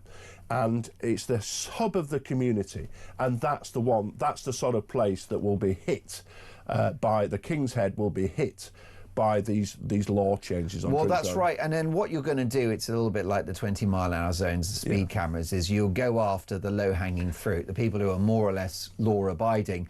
And that will be someone that, as you say, goes and has a pub lunch, and maybe they have a pint and a half of pretty weak lager over the course of 2 hours. They'll get done on their way home, even though they're no identifiable threat to road users. And the other thing as well, though, is that the police have withdrawn the traffic police, and so what they focus on. So it's all right, the politicians always bring in the law, but somebody's got to enforce the law. So what happens is that the only driving offence that gets done is speeding, because as you say, camera, you're 25 miles an hour in the 20 limit, you're guilty, aren't you? 25 miles, and that's what gets caught. So they're catching all these people and generating a lot of money, but the real dangerous individuals are often not caught because there's very few road traffic police. Most definitely. I think that's a really important point. The Telegraph is still running their Save Britain's Pubs campaign. What do you make of Labour's policies in regard to hospitality? Well, the taxes, straight away, it's a starting point for a lot of young people, isn't it, to work in hospitality. So the fact they keep increasing the minimum wage, the employment rights. Why would you take on an 18-year-old who you don't really know because they can sue you? Then all the taxes on beer, VAT. The fact I was reading that, a can of lager in the supermarket is about, I don't know, 70p or something, and you're talking around here £7-8 for a pint. The pub I was sort of speaking about in Wales, you're talking £5 or £6 there, and so those attacks are ruining what is the hub of often community, a place we can all go. But of course, the last thing Keir Starmer wants is a place where me, you and our mates can go and discuss how awful he is. He'd rather, he'd rather have us sat on our own, sadly drinking a can of lager. Yeah, that's it. What you got to do is bankrupt the pubs and shut X down, and then there's no free speech whatsoever. All you've got is talk at that point. Mike, we love having you on the show. I hope we'll be seeing an awful lot of you in 2026. So do I. Keep up the great work. Mike Neville is a retired Scotland Yard Detective Chief Inspector and a total legend. Listen, folks, much more to come. Prince Harry thinks he's going to have a peace deal with King Charles. We'll discuss that next.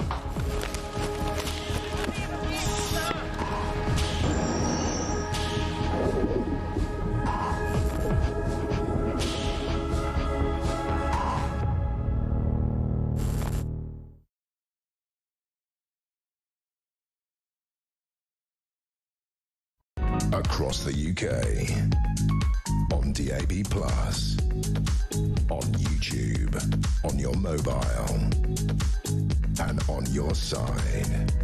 This is Talk. 7:50, it is Saturday morning, it's Talk Breakfast. Lovely to have your company. I'm with you until 10 a.m, at which point the excellent Alex Phillips takes over. And Dolan's Dispatch at 9 a.m. You won't want to miss it. But first up, time now to find out how you could be in store for a chance to win a trip of a lifetime to San Francisco. Talk is giving away flights, a 3-night stay at a 4-star Intercontinental Hotel, and £2,500 in spending money. That is an amazing, amazing prize. Flights, 3 nights at a 4-star hotel, and £2,500. Plus tickets to the Super Bowl to top it all off. Listen to find out how you can enter. For your chance to win, text TALK to 83338. Text costs £2.50 plus your standard network rate. Or call 0343 418 7260. Lines close 22nd January 2026, 4 p.m. That's when you'll need to answer your phone if it rings. 18 plus, UK residents only. This is a network promotion. Full T's and C's at TalkSport.com. So for your chance to win, text TALK to 83338 now. So you do not want to miss out on the trip of a lifetime. Good luck to one and all. Good luck to Prince Harry. I've got a fascinating story on the front page of the Sun newspaper this morning. Exclusive. Invictus invite. Clearing the air. Prince Harry wants the King to open the Invictus Games. Prince Harry will ask his father, King Charles, to open his Invictus Games when it returns to the UK next year in a major thawing of relations. The pair have had two brief meetings in recent years, but the olive branch could see them both on stage in Birmingham. A source said it's a brilliant chance for them to come together. Let's get reaction now from a good friend of mine, Talk's royal correspondent, Rupert, the brilliant Rupert Bell. Good morning, Rupert. Good morning, Mark. It was very good to see you. I think that this feels not so much like a Sun exclusive as a press release from Montecito, California. You're probably right there. And one of the problems with this, look, Harry, the Invictus Games was started, King, Prince William and Prince Harry all came together to launch the Invictus Game. It's become now sort of Harry's area of responsibility. But if they do then meet at the Invictus Games, I think the King might find this, it will be a distraction, because the whole point of the Invictus Games is to, you know, we've got soldiers, military people who've been affected, got injuries. It's about the people who take part. What will happen, it will become about the King and his son getting back together again. So if there is going to be any sort of rapprochement between the pair, it probably, for the benefit of the Invictus Games, needs to happen before then, so it doesn't become a distraction. And this is always the problem with Harry now, is that everything becomes, you know, will they, won't they? And it's a distraction from what should be a celebration of people who've rebuilding their lives after horrible injuries from the military, whatever, from around the world.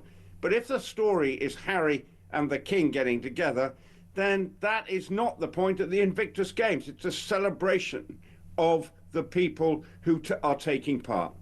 Indeed, and I think the King will take not kindly, Rupert, to the idea of being used for a sort of public relations photo op by his son, whose stock value is at an all-time low.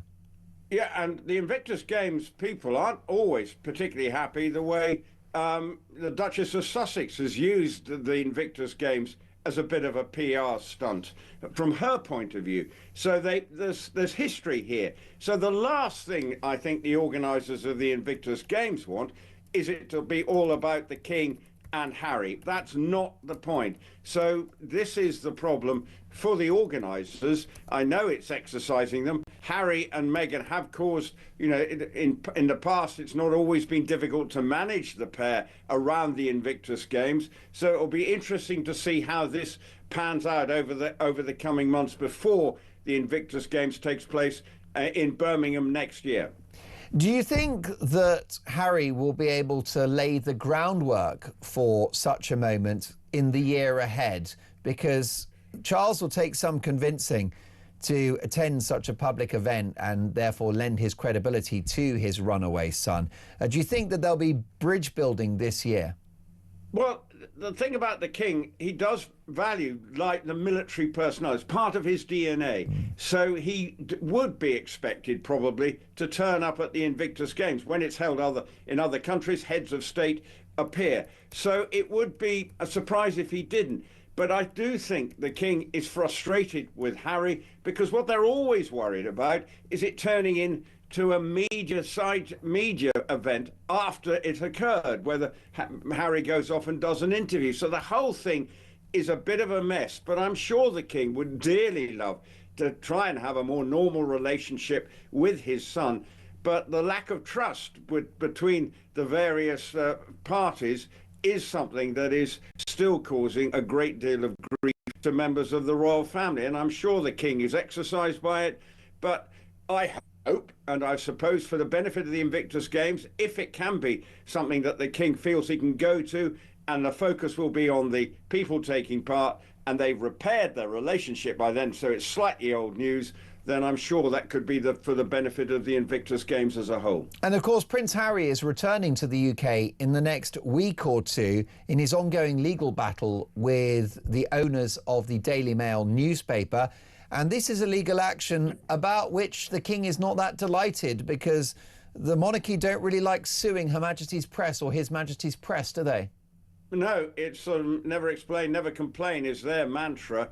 But Harry is on this sort of, this is his great mission in life, is to try and sort out the press, because he feels that he's a victim. And I'm sure there have been moments sometime during his lifetime where things have gone. The press intrusion may have felt a step too far. But overall, Harry will be back in the UK. It's not going particularly well for him. He's also got the question of his security. People suggesting that no decision has been made on that, even though the reports that Ravec will give him full security when he's in the UK. Again, you might feel that that might have been another attempt by the Sussex team, PR team, to get public opinion moving in their direction and sort of preempting.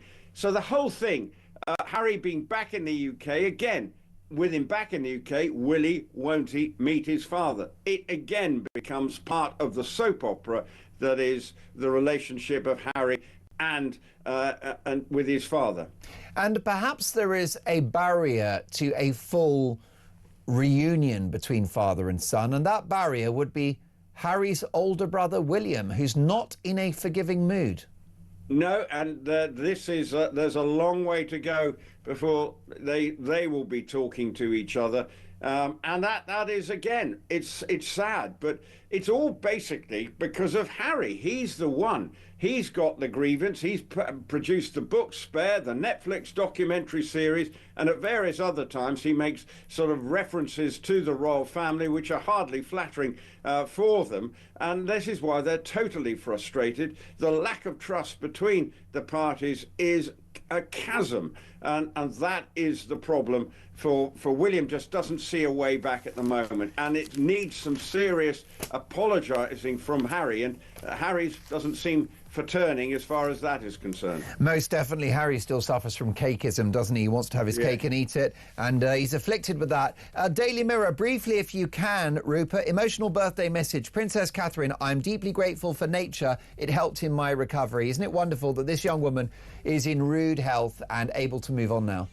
Yeah, this film, the fourth in the series, a sort of nature documentary, is beautifully shot, and with the voiceover from the Princess of Wales, sort of reflecting on her journey back, hopefully, to full health. And we saw her, she had a public event the other day. It's been her birthday this week. It's either yesterday or today. I can't remember which, but whatever, hopefully 2026 will be full of optimism, and that seemed to be the tone. Absolutely.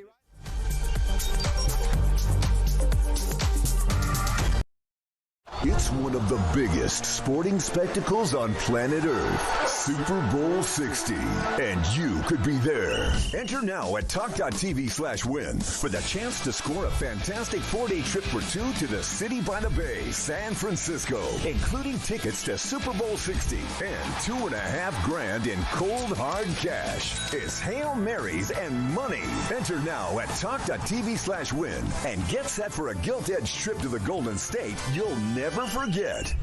For your chance to win, text TALK to 8338. Text costs £2.50 plus your standard network rate, or call 0343-418-7260. Lines close 22nd January 2026, 4 p.m. That's when you'll need to answer your phone if it rings. 18 plus, UK residents only. This is a network promotion. Full T's and C's at talksport.com. So for your chance to win, text TALK to 8338 now.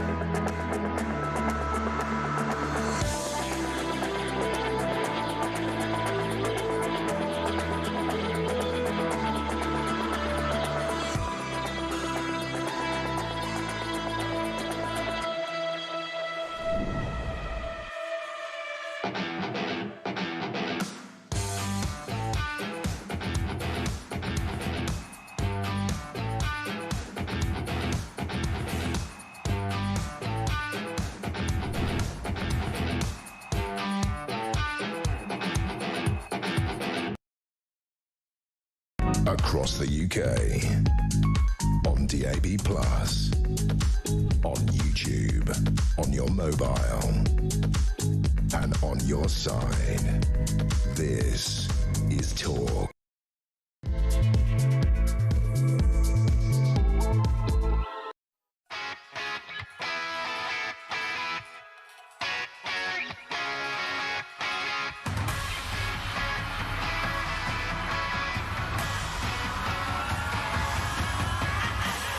Three minutes past 8, you're listening to Talk Breakfast. I'm Mark Dolan. Happy Saturday, one and all. Your weekend starts here. A very big 2 hours to come. Iran on the brink as they pull the plug on the internet and social media. Is this wicked regime about to fall? And is Donald Trump about to invade Greenland? And if the alternative is Russia or China in control, does he have a point? Talking about pulling the plug, is Keir Starmer about to ban X in the United Kingdom, notwithstanding concerns about the platform's ability to create deep fake videos and images? Is this Labour's latest assault on free speech?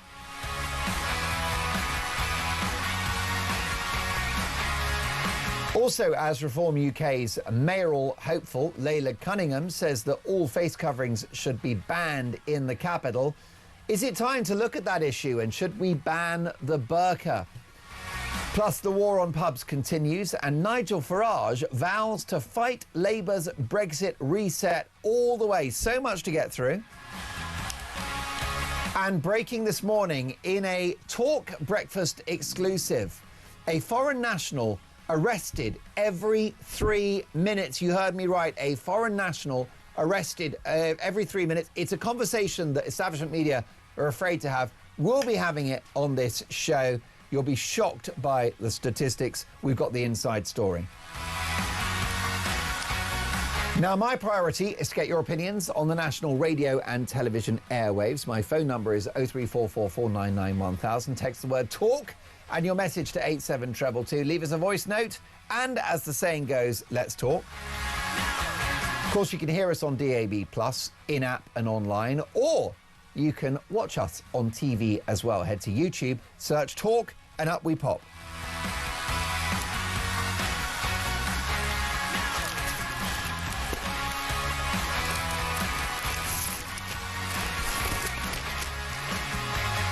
And at 5 minutes past 8, we will kick off with today's front pages and the Daily Telegraph. Police are giving in to Islamists, says Robert Jenrick.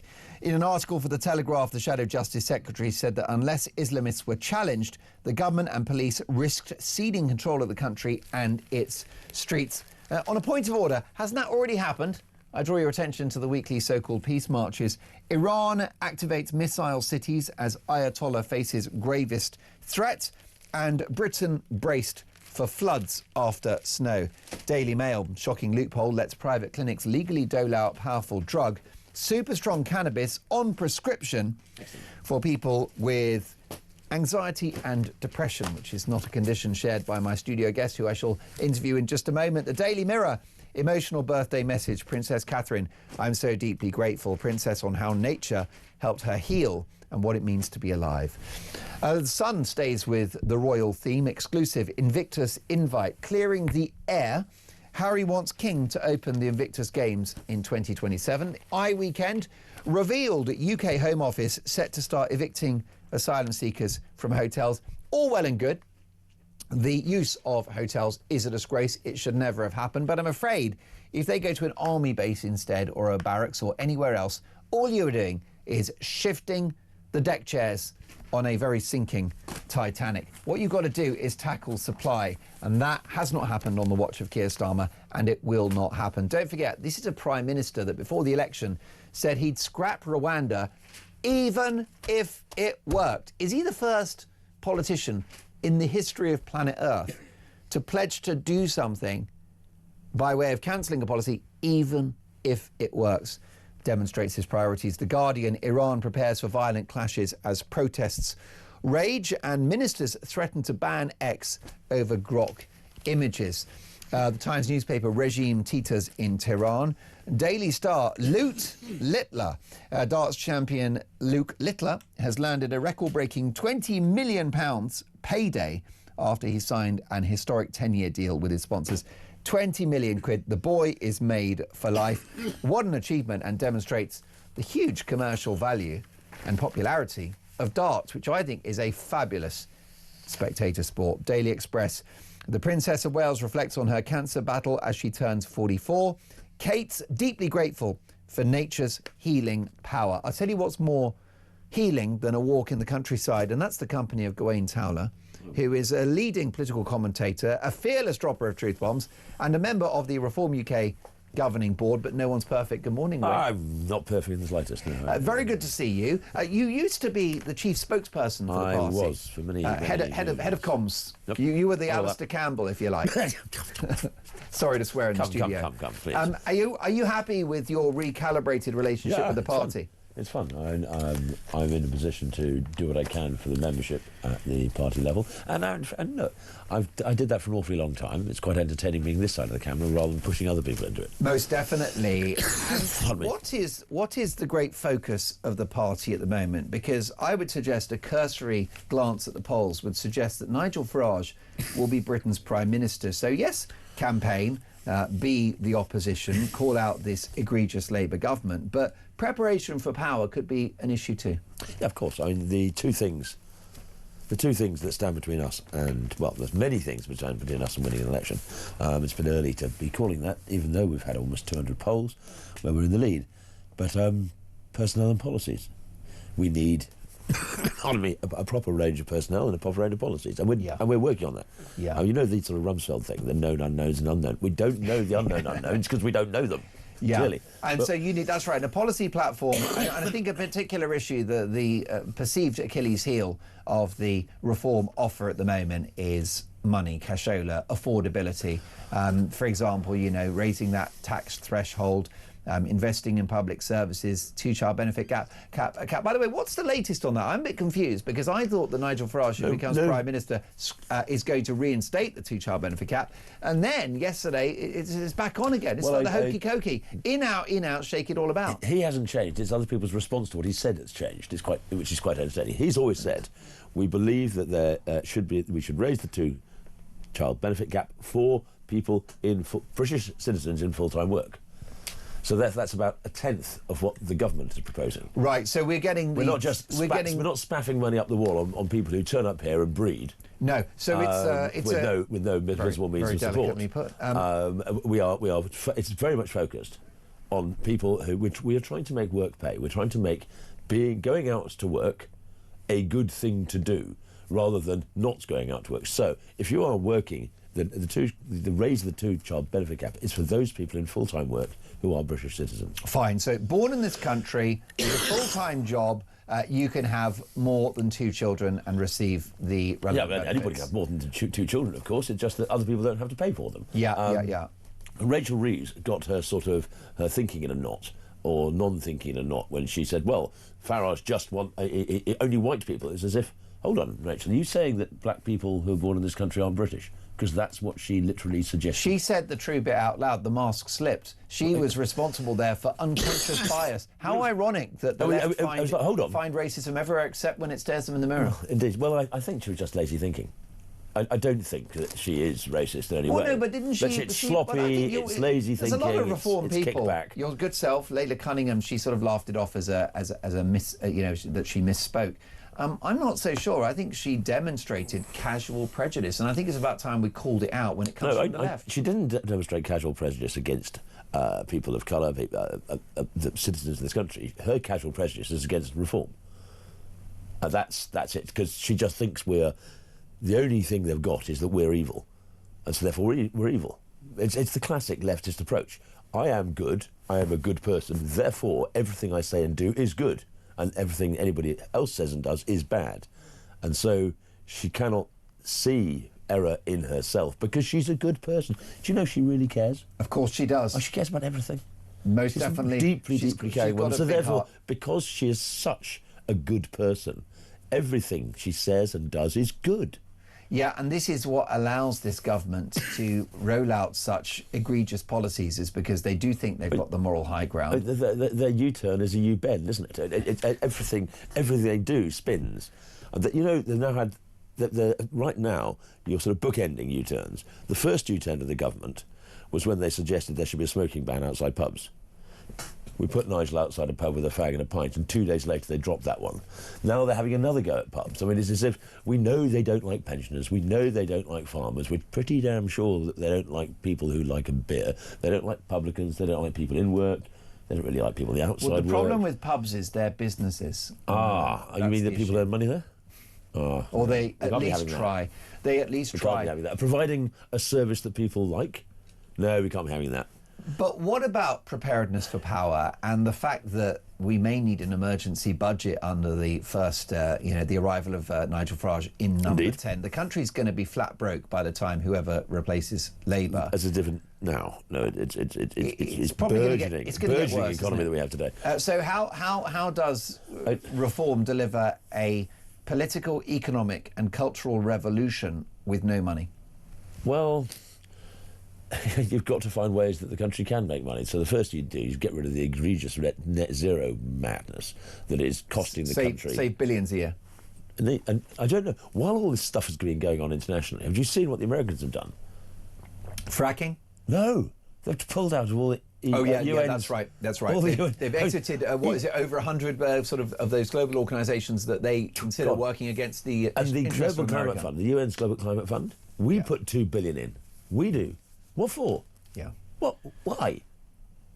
Shouldn't that money be used in this country to reduce taxes, to ensure that people get the money they deserve, allow people to work hard, allow people to take money home, rather than this constant attack on the productive aspects of our economy? Everybody pays through the nose for high power, high costs.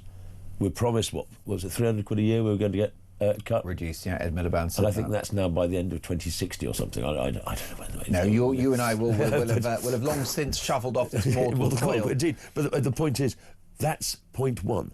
Get the country working again. We're not going to be able to afford everything instantly. We're not magicians, and that would be nuts. But we do have a vision for where the country should go, and it's clear this government doesn't.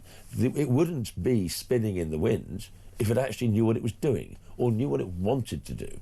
If it knew what it wanted to do, it would be able to stand up to its own backbenchers. If it knew what it wanted to do, it could do things. But it's just no, the people don't like that. And I read in one of these papers today, it means we're... all these U-turns is not a sign of weakness, it's a sign we're listening. No, mate, it's a sign you haven't a clue what you're doing. No, 1 or 2 U-turns is fine. This is 12 in 18 months, which demonstrates that your policies aren't working. And well, it's not just that. If they had an idea of what they want to do, if they could sell a vision of this country that had any attachment to the people of this country, they could say, this is going to be hard.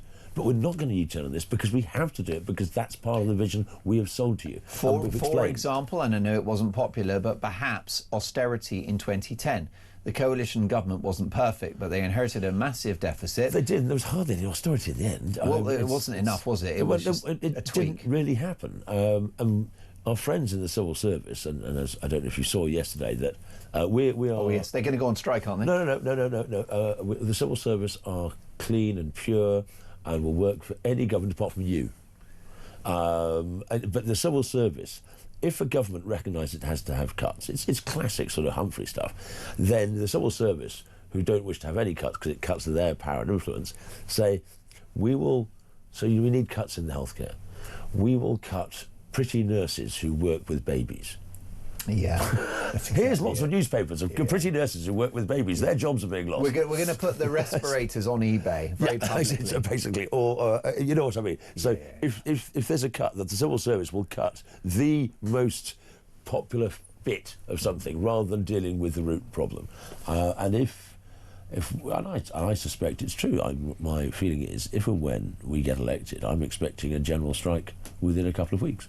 Well, we'll discuss the consequences of that next. And here's a question for you at 8:17 in the morning. Have Reform UK peaked? And could a resurgent Tory party keep Nigel Farage out at number 10? We've got one of the big thinkers, one of the head honchos from Reform UK live in the studio. Get your calls in as well. 0344 499 1000. This is Talk Breakfast.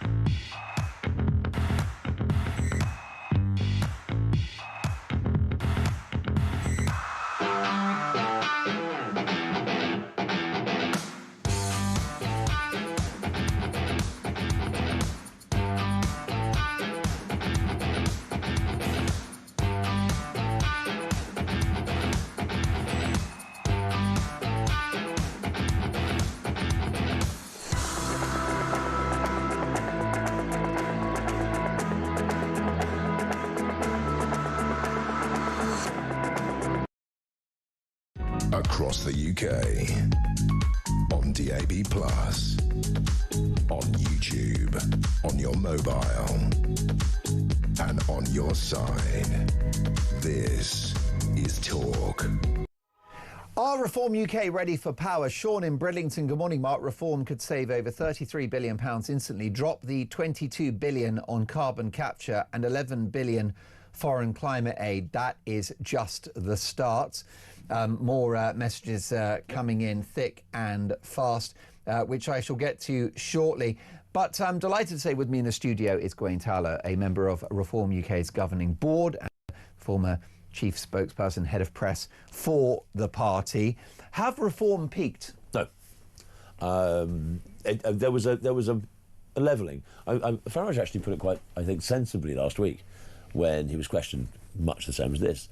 Last summer, at the end of last summer, we were slightly artificially high, in the sense that we'd done really well in the councils. That normally bounces after an election. You've done well, it bounces you up a couple of points, and then the other parties left the field, and we dominated the entire summer by having a weekly press conference. They did nothing, and we dominated the news. So it probably artificially pumped us during the summer, autumn period, early autumn. So we were a couple of points ahead of where we thought we should be. And that was in landslide territory in terms of parliamentary projection? But that's, I mean, it's with the fragmentation of the vote. You can win a seat on 25%, and that's weird in British terms. But so there was a levelling, and there's no doubt that Kenny Badenoch has got a little bit better since Neil O'Brien started working in her office, and he's definitely improved without a shadow of doubt. But I mean, William Hague used to win pretty much 9 out of 10 of the parliamentary questions. Didn't make a blind bit of difference. Didn't make a blind bit of difference. Well, that's what I wanted to ask you, because I mean, is a resurgent Tory party the elephant in the room? Could the right cancel themselves out? Could a resurgent and confident Kemi Badenoch prevent Nigel Farage from becoming Prime Minister? I mean, look, we are... there's many a slip to its cuff and lip. We are well ahead. And I know I saw some poor Tory chap on Twitter saying, Tories are up 1, Reform are up 3, we're catching up. Actually, no. Actually, if we're up 3 and you're up 1, you're not catching up. You're just catching up with Labour. You're not and catching up with us. So, I'm sorry, mate, it doesn't quite work like that. I don't think so, but who knows? I mean, hubris is a dangerous thing. I mean, it'd be fat-headed to suggest we're going to storm it. Let's see what happens this May. Scotland, Wales, London. If we, as a party, if Reform are able to capitalise on the hard work of our members up and down the country, on the way that we seem to be cutting through with the public, people like Layla certainly do, in a way that others don't so much. I mean, Sue Hall is a great woman, but nobody knows who she is, whereas Layla is there and is out in the centre, and people will know who Layla Cunningham is in a short period of time. And she reminds me of Donald Trump, actually, because she's not a conventional politician, and she was on the show yesterday, and I'm very mindful of the fact that so many of our viewers and listeners are outside of London. I don't like these, London-based media platforms to be banging on about the Tube and about Mayor Khan, because I've got vast numbers of viewers and listeners in the Midlands, in Scotland, in Northern Ireland, in Wales, and therefore, so with that in my mind, I said to her, to what extent are London's problems replicated across the country, and to what extent is London typical of other big cities? And she said, I don't know. She said, I don't know. I'm focused on London. She's a very honest and fearless politician. It is a good thing to say. It was impressive. I mean, I would, whilst she might not... But that wasn't a politician's answer. No. She could have given me waffle, and she didn't. It's one of the things I always used to tell candidates and the rest of it. Never lie. If you don't know, say it. Admit to not knowing, because the general public aren't idiots. They recognise that nobody knows everything all of the time. And anybody who pretends to know everything, they know are lying. Yeah. So be honest. If you don't know something, I don't know. I can find out and get back to you. That's not a problem. I can do that. But right now, if I don't know something, admit to it. Now, in an interview, if you do that 3 or 4 times in a single interview, then you start to wonder what somebody's doing there. But because you don't have a politician who literally can't answer any question, but at the same time, it is important. And it's honest. Nobody expects everybody to know everything. Because unfortunately, we saw the election of a politician in Keir Starmer who was asked how he would tackle inflation, and his answer was, my father was a toolmaker. He was asked about the votes, and his answer was, my father was a toolmaker. Yes, no, but he didn't Kamala Harris did the same thing in America. That was his answer. He didn't say, I don't know. He said, my father's a toolmaker. That's the difference. And so, and I mean, we are, Farage has said that over the next couple of months we're putting together a shadow cabinet team with expertise in policy areas, so that if you ask somebody a question, if you ask Layla a question about Birmingham, she can say, I don't know, but give me a sec. Here's our chap from Birmingham. Yeah. And that's how you deal with it. Is this the new politics, given the fact that it is a real estate mogul who brokered peace in the Middle East on behalf of Donald Trump very successfully? So far.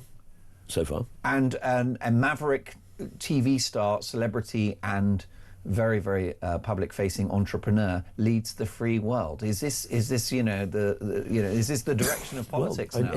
We don't know. Trump's not a politician, is he? He never has been. He never will be. No, he's not. But he is somebody who believes passionately in his country, and you don't need to be a politician to care. You don't need to be a politician to care deeply and work hard for the betterment. And of if your you're country. not a politician, perhaps you have more common sense. I'm always a little bit wary of somebody saying, I've got common sense. Somebody who needs to tell you that. I'm always a little bit wary of that. Why? Why is that a red flag for you? Because isn't it what we're all aiming for? Yes, it is. But it's... So 1% of emissions globally, net zero makes no common sense. If there are 100 genders, that makes no common sense. Britain ended slavery and gave the world the Industrial Revolution and parliamentary democracy, but we're bad, doesn't make sense. True. If you were to say... I was speaking to bloke 3, or woman 4, and I say to woman 4, that Mark Dolan, he's full of common sense. She might say yes, and I might say yes. But if you tell me you're full of common sense, I might be a little bit wary. Right, it's a bit like when someone says, I'm a maverick, or I'm a great character. Yes, I mean, look at me. I've got a wacky tie. I've got a great sense of humour, me. Yeah, no, I think it's a fair point. So I'm a little bit wary about those people who say, I've got common sense. They may have it, but the fact that they're saying so makes me a little bit cautious. Are you comfortable with this grilling, by the way? Yeah. Because I think it's so fantastic for my viewers and listeners to have access to you and your innermost thoughts, because you are one of the I never had architects. innermost thoughts in my life. I don't have an inner life. Well, look at that. And that's a bit like when someone says, I've got common sense. He protests too much. The man's a genius. But what I'm going to say to you is that it's very valuable for my audience to hear what you think, because you are one of the architects of the Reform project, and you've been central to its success. I think that's merely longevity. Through. I think that's just merely longevity. You've just never been sacked. Yes, well, I've been sacked many times. I think I'm the only person in politics who's been sacked more than Peter Mandelson.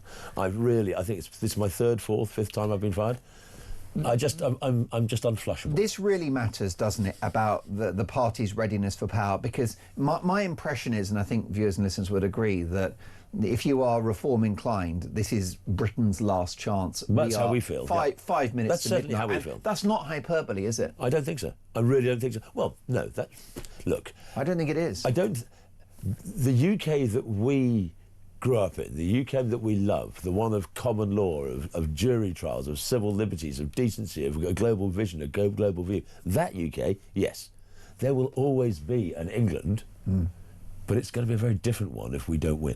An England in which, according to the Shadow Justice Secretary, is losing control of Islamic extremism, which, as you mentioned, you raised an eyebrow when I gave you that headline. Right. Because he's right about it, but he says that writing in a Telegraph... Remember, it was something very akin to this that got Lee Anderson thrown out of the Tory party.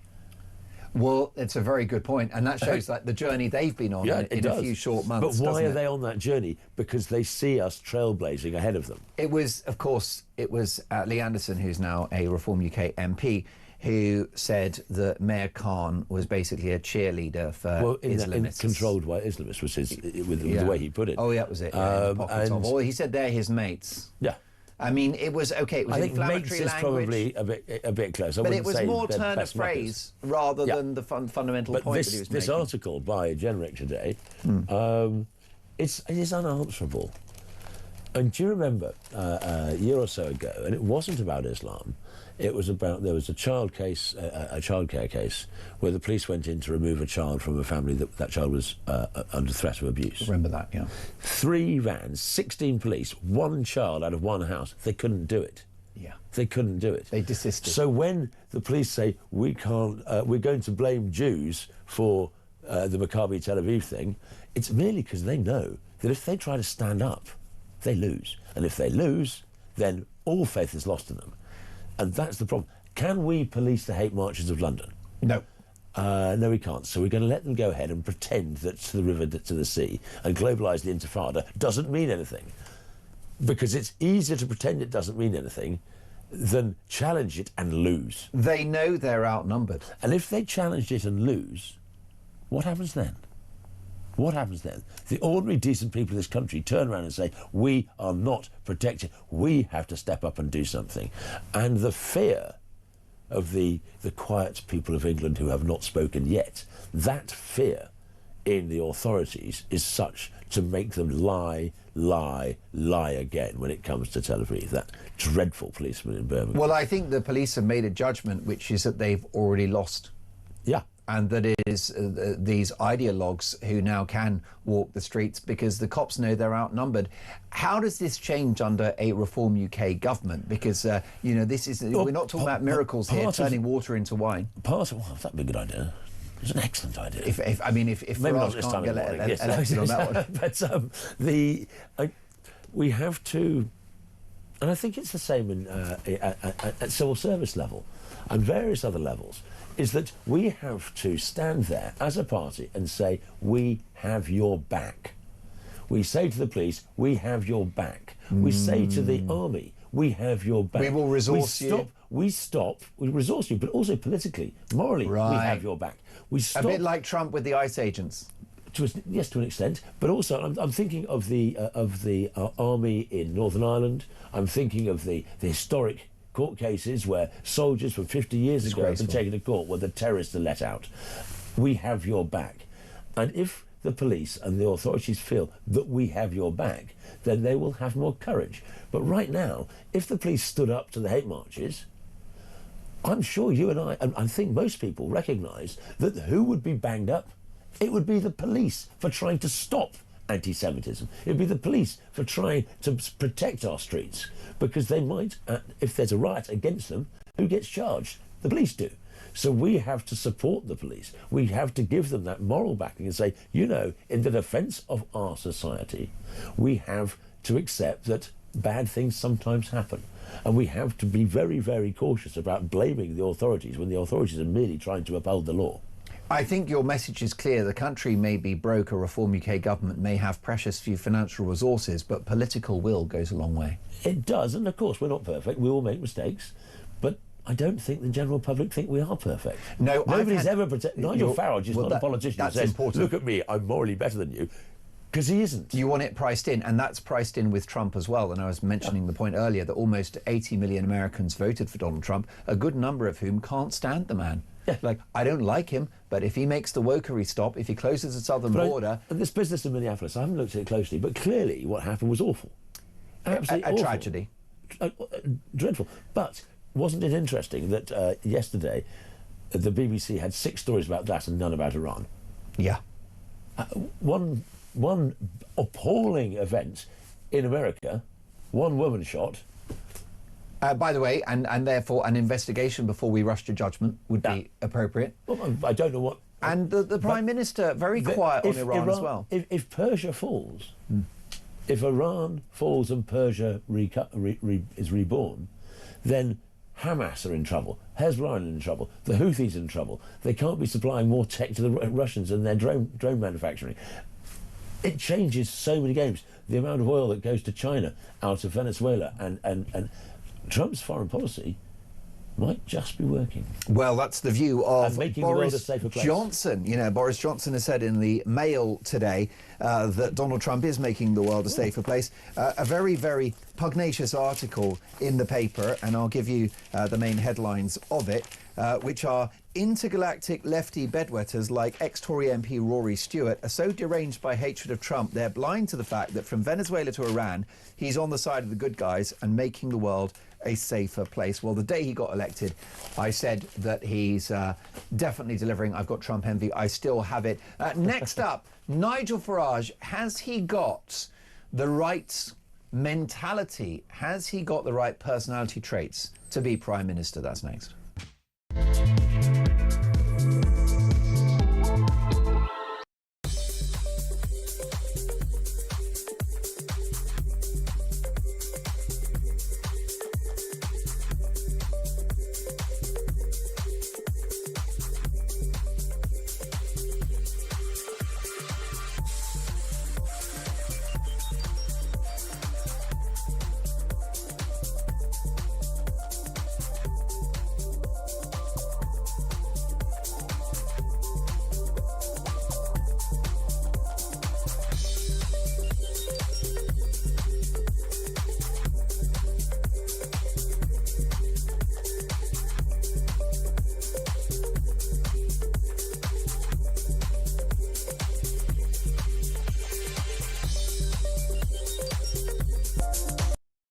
across the UK, on DAB+, on YouTube, on your mobile, and on your side. This is Talk. 8:36 with me in the studio, Gawain Towler, member of Reform UK's governing board and the former chief spokesperson, head of press for Reform UK. Gawain, does Nigel Farage have the right temperament to be Prime Minister? I know Nigel very well. He's a gentleman. He's avuncular. He's warm. He's collaborative. I worked with him at a different media organisation where all the producers were very fond of him, even if they didn't share his politics. He's a decent guy. He's a nice guy. However, he comes across as a little thin-skinned when probed by journalists. How has he allowed that to happen, given his great political gifts? I think there have been one or two times that... He gets a bit shirty, doesn't he? There have been one or two times when at the 60th same question from the same bunch of journalists, which he's answered 59 times already, and he's asked the 60th time, then he starts to get bored of it now. I've answered. But is there not a touch of the Blairs about that? How dare you question me? No, because he's already answered it 15, 30 times beforehand. It's at that point he gets a bit shirty. So I've literally answered this question to you. You stand up and ask me the same question. Can we get on and talk about serious stuff? And to be fair, I've seen Keir Starmer get shirty with Beth Rigby from Sky News for asking perfectly reasonable questions. These are human beings. It's not a question. It's not about these questions being unreasonable. But if you've got 6 journalists in front of you, you're trying to talk about important stuff in the world, you'll take the first 4 questions on something they want to talk about, but you're there for a reason. And it's a case of, OK, I've answered the question, I've answered the question, I've answered it again, I've answered it for the 4th time. 5th question, you answer the same question to these 4 people, and you're literally there with them. You can take down the answers I've given to these people already. Although, you're right, but sometimes it even happens when there's incoming friendly fire from someone like Camilla Tominey, who's not exactly a raging lefty, and Farage had something of a to-do with her at a press conference. I missed that. And she was asking him, I think, about the future composition of an actual cabinet, and he just described it as, silly games. Do you think Nigel needs to just, rein it in a little bit? The ego? Is he a diva? Well, everybody is a bit. But there is still a level of self-deprecation in Farage that is unusual in politics. Excuse me. Oh, you take your time. My goodness, we need to get you. A little health check. He was being asked by some journalist as to Donald Trump was almost died in an assassination attempt. He thinks he's been chosen by God to save America. Mr. Farage, you've had your plane crash, you've had this. Have you been chosen by God to save Britain? And he said, well, maybe the other place. And the fact you wouldn't get that from most politicians. Precisely. He still retains sense of humour, that sense of self-deprecation, that very English way of looking at oneself and not taking oneself too seriously. He's always taken the politics desperately seriously, but he's never taken himself desperately seriously. But sometimes he's working his socks off. He's got, in many ways, as you were saying earlier, this is the last chance saloon for our vision of our country, of what we brought up. That is the weight on his shoulders. And sometimes it's a bit tiring. I know, and it's long hours, and he's faces... And it's been 20-odd years with the plane crash, with all the rest of it, with massive amount of pain caused by that. Now, and that's changed because he's got a decent osteopath. But he still needs to manage that on a daily basis. There is... some people, it's quite entertaining. Oh, he's lazy. Huh? I think his day starts at about 5 a.m, doesn't it? I worked with him for 20 years, and I'm quite full of beans most of the time, but he's quite a tiring chap to work with because you are on it constantly, and he is, but it's not. I was working with him very closely, but he was also getting incoming from 30 other people. It was like at one point it was a case of, why aren't you listening to 5 different radio stations simultaneously? Because I'm human.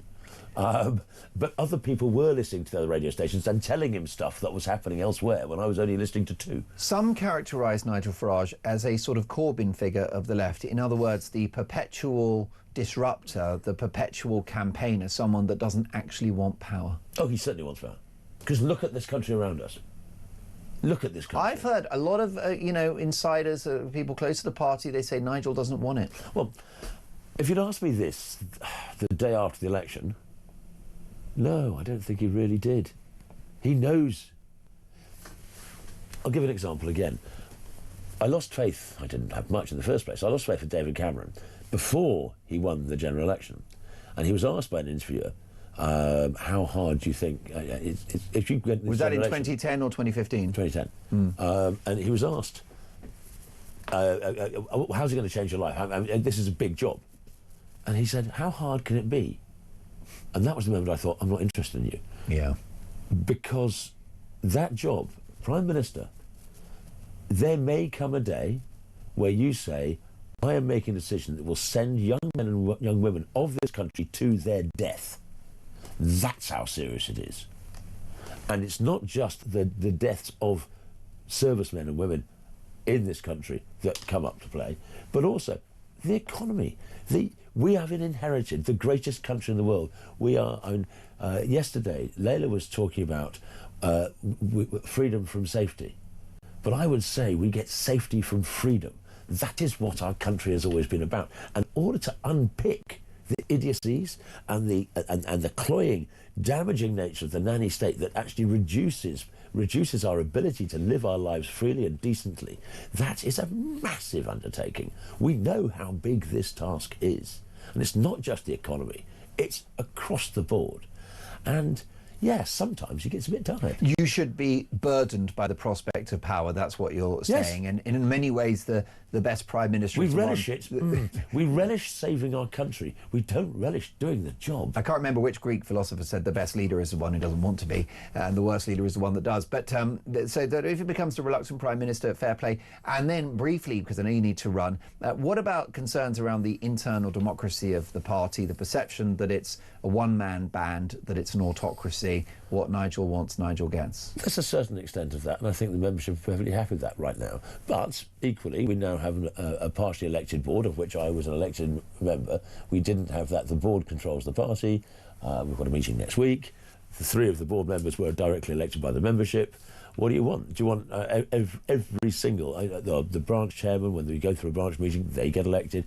This is going forward. Now, it is true, Layla was appointed this time, I think to much acclaim by the membership. But I mean, it's a balancing act.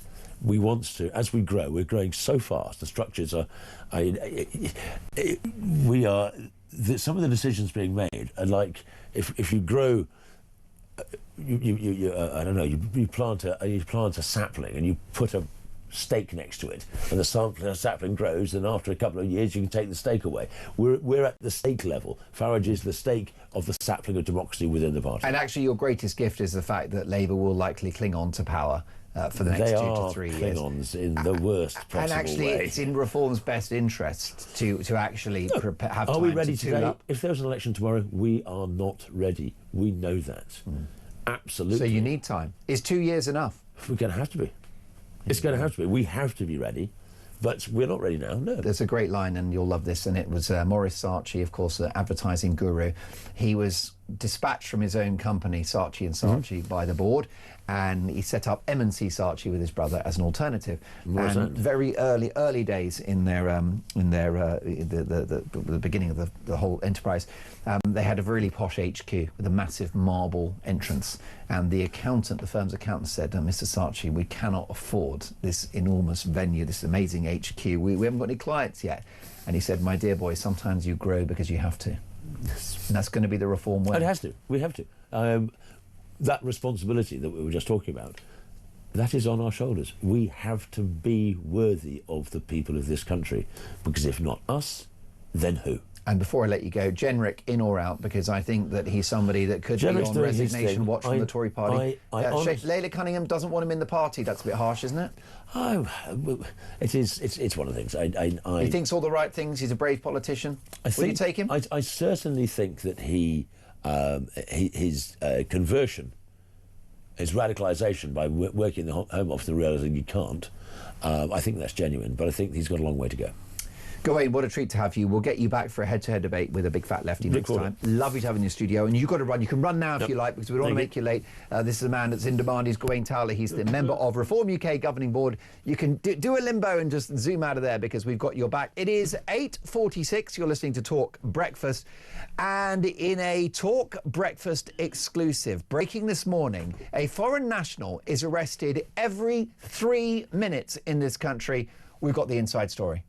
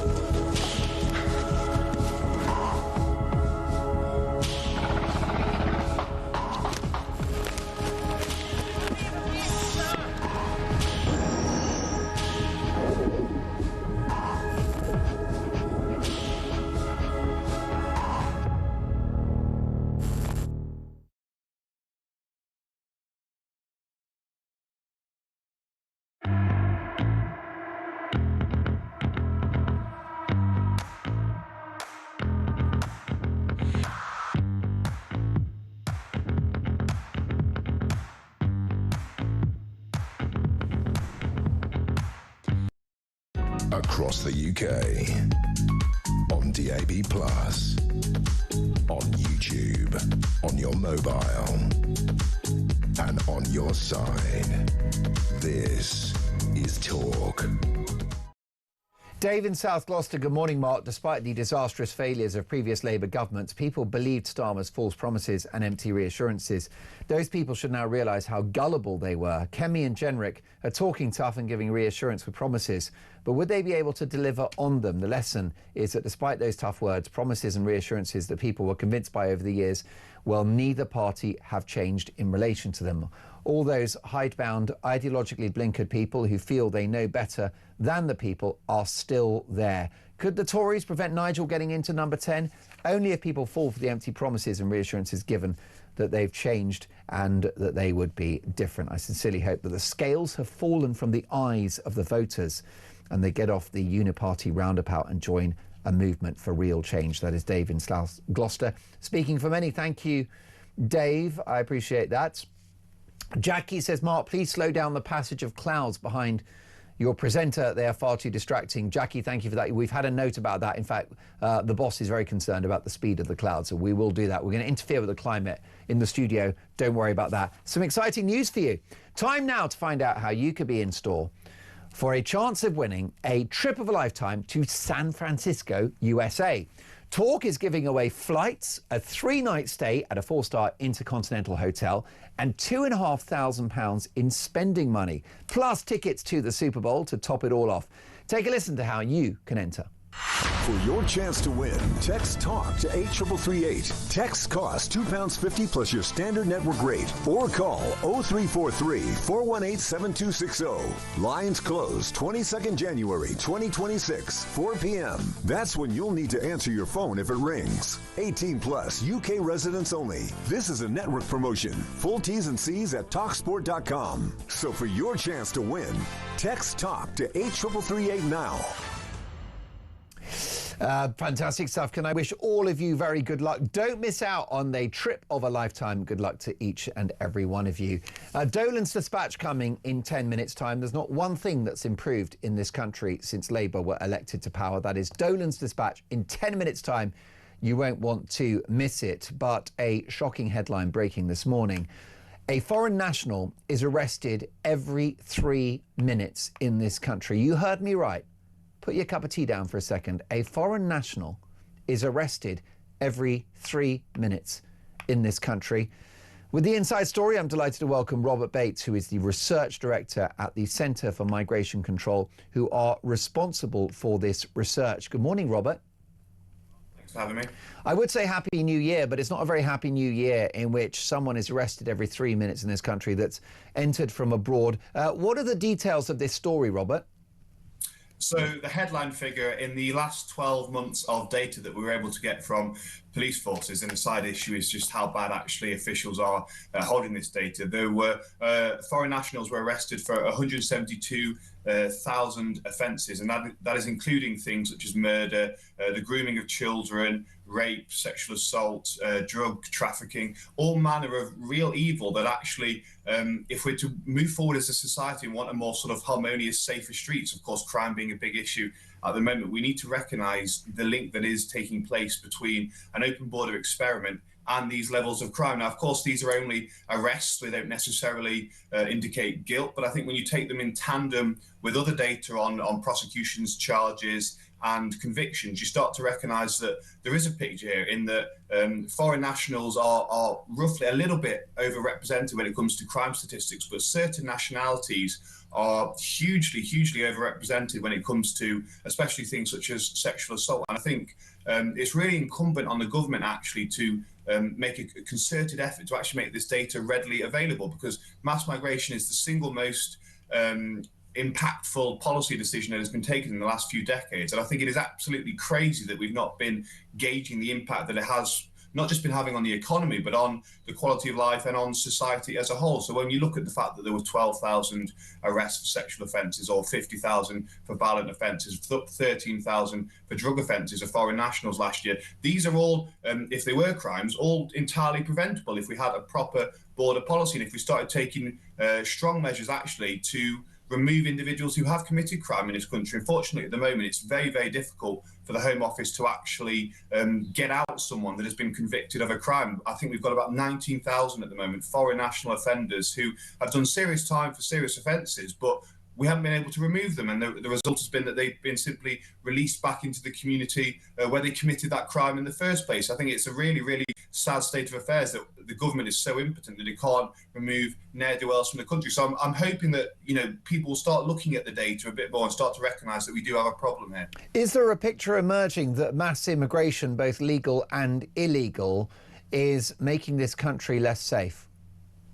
Well, absolutely. So let's take conviction data, because although arrest data, you know, this does suggest that foreign nationals are overrepresented in arrests. You will get shrieking lefties saying it's more to do with prejudice of police, which is obviously complete balderdash. But I think actually the scale of arrests is indicative of a real problem. But when you take convictions, you see a third of sexual assault, up to a third of sexual assault convictions in 2024 were foreign nationals. That's huge overrepresentation when it comes to actually their size of the population, which foreign nationals is about 12%. But when you look into the sort of areas where these arrests have taken place in this latest data set, you can see actually that it is the overrepresentation is actually largest in the big metropolitan areas, in your Londons and your Manchesters and your West Midlands and so forth. And I think that is in part because actually we've really seen a ghettoisation in these areas. We've seen individuals coming from countries overseas where they haven't had any impetus to actually integrate, and they have been able to fall very, very easily into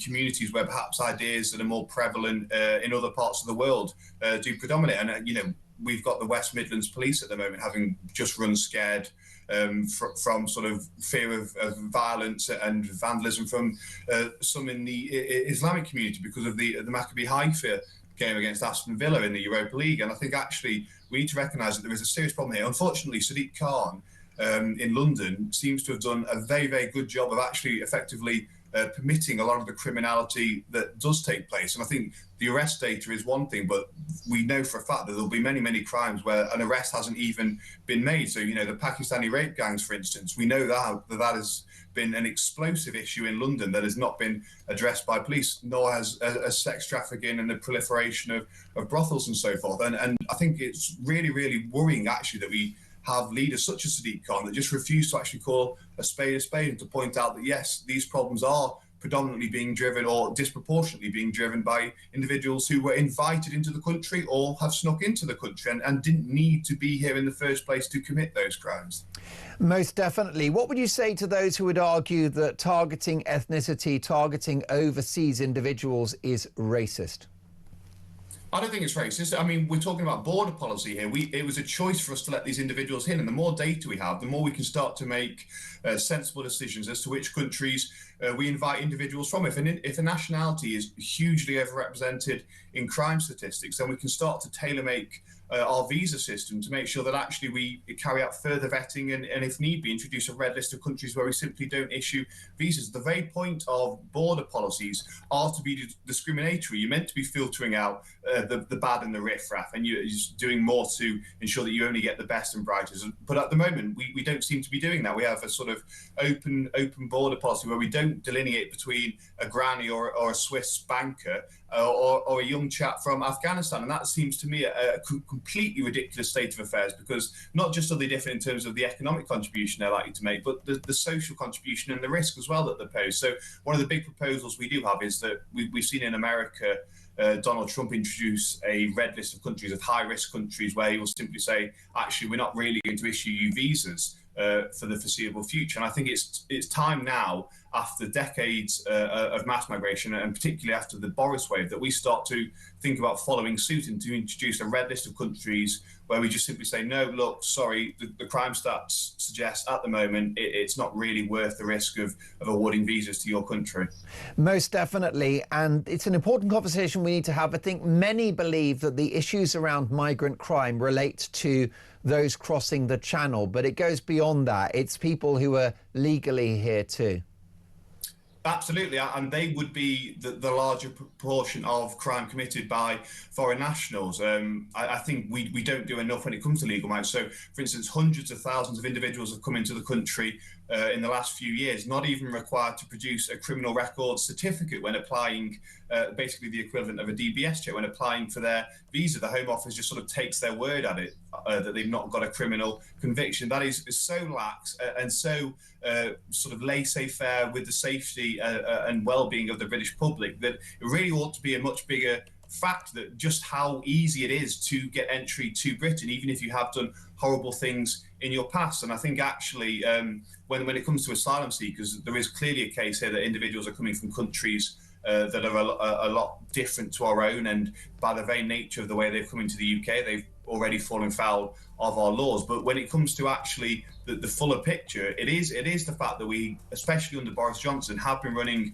an open border experiment with countries from outside of Europe that are wholly different in terms of their value set and attitudes to law and order, and particularly their attitudes towards women and girls. And I think actually when it all comes down to it, the real problem here has been the legal immigration system. Robert, thank you so much for this important research. It's a conversation we're not afraid to have on Talk Breakfast and on this channel, because if it's happening, then we'll call it out. The truth, I'm afraid, doesn't care about your feelings. And that's very much the spirit of today's Dolan's Dispatch, which is coming. Get the kettle on. I'll see you in 2.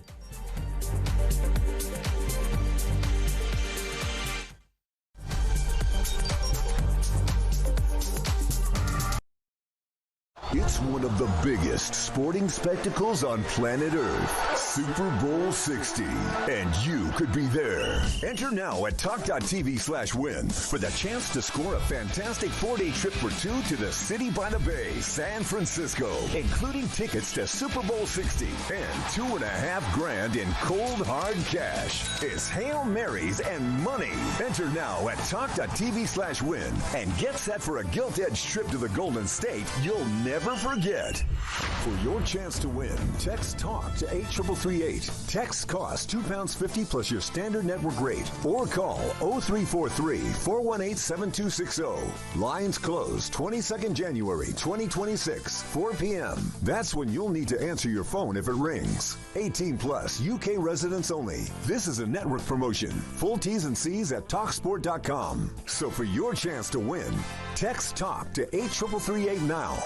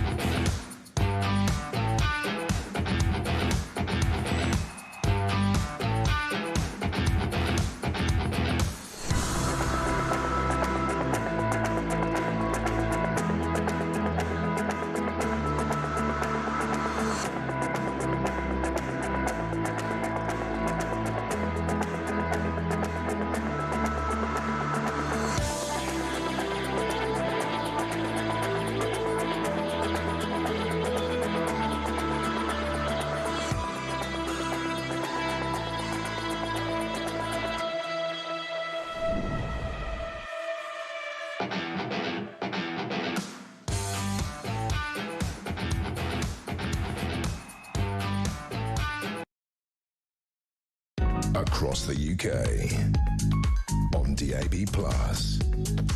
on YouTube, on your mobile, and on your side.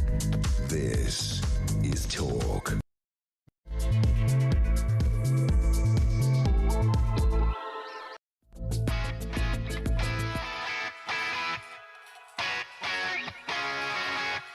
Engineer Dave having some fun there with a remix.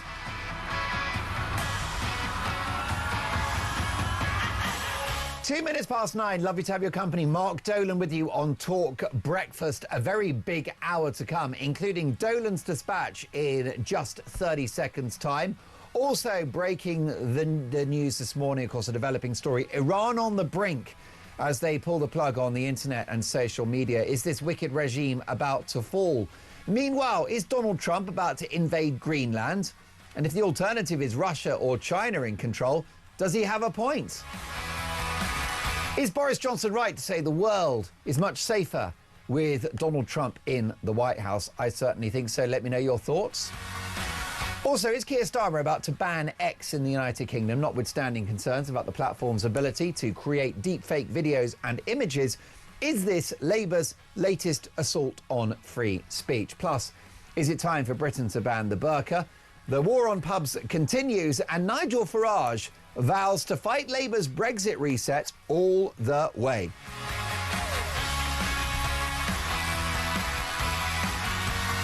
Do join the conversation. My phone number is 0344 499 1000. If you want to jump on the phones now, you can quickly react to Dolan's dispatch. I'll be dealing with this Labour government in no uncertain terms. Not one thing has got better. Prove me wrong. 0344 499 1000. Text the word talk in your message to 87222. Leave us a voice note. And as the saying goes, let's talk.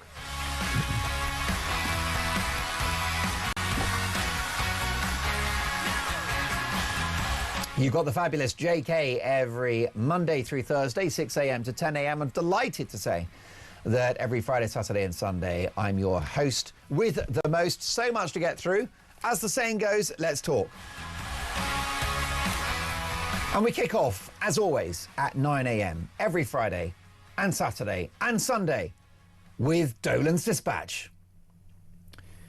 Labour don't get Britain, which is why they're destroying it. Labour don't like Britain, which is why they are destroying it. Now, before the election, I always said that the Tories were terrible, but Labour will be worse. But I honestly didn't think it would be this bad. Is there a single aspect of life in Britain, which has improved since the election of Sir Keir Starmer as Prime Minister. My mind is open. Give Tommy a call, 03444991000. There's no agenda here on Talk Breakfast. I don't have an agenda. If Keir Starmer does great things, let me know, and I'll say, well done, Keir Starmer. But I don't think he has. Now, we know the headlines about the economy. More inflation, which is a tax on everyone. More debt, which is a tax on future generations. Non-existent growth. Personally, I think we are actually in recession. A war on business and wealth creators and alarm clock Brits. A cash bounty for the bloated public sector. Inflation-busting pay rises for unionised state employees. And a budget bonus for Benefits Britain. Not to mention extra cash for people who have large families paid for by those who judge that they can't afford to. And of course, most egregiously, in my humble opinion, we've seen the return of society's worst enemy, unemployment. The Party of Working People has placed almost 1 million people out of work. Make it make sense. But it goes beyond the economy. It's more than the spreadsheet and the bottom line, because this government is at war with the country. It's at war with the values of this place, its culture, its history. It's at war with its own people. It went after the pensioners because it sees them all as rich Antiques Roadshow types about to receive £1 million for that dusty Picasso in their garage. Honestly, Labour have an issue with pensioners. They think they are all loaded. The government went after the farmers because they think it's all waxed jackets, Hunter Wellies and Range Rovers. It's not. Farmers are poor. Most farmers are on below the minimum wage by the time you've deducted the cost of seed and fertiliser and farm equipment and machinery and all the rest of it. The farmers don't make a bean whilst they put food on the table. This Labour government went after aspirational families who educate their kids privately. That actually makes a private education less available to the poorest families, making these venues the domain of the super rich only. Not very progressive, if you ask me. They've gone after anyone that sets up a business, large, medium or small. I've had so many people that have called me on this show in the last few months, and they've said, you know something, I employ 2 or 3 people, and next year I'm going to shutter the business because it ain't worth it. Because you've got the minimum wage, which makes it more expensive to hire people. So guess what? You're not going to hire people, particularly young folk. You've got the red tape, the workers' rights legislation, lovely on paper, destroys business, destroys the economy. So anyone that's a wealth creator, even if it's a small corner shop, they are done for on the watch of this government.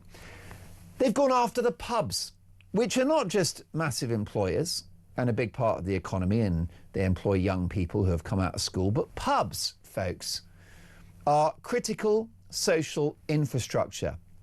They are a community hub, a place for people to gather, to celebrate, to commiserate. We need pubs for our mental health. They are stitched into the very fabric of our culture and our history. To lose pubs is to lose Britain.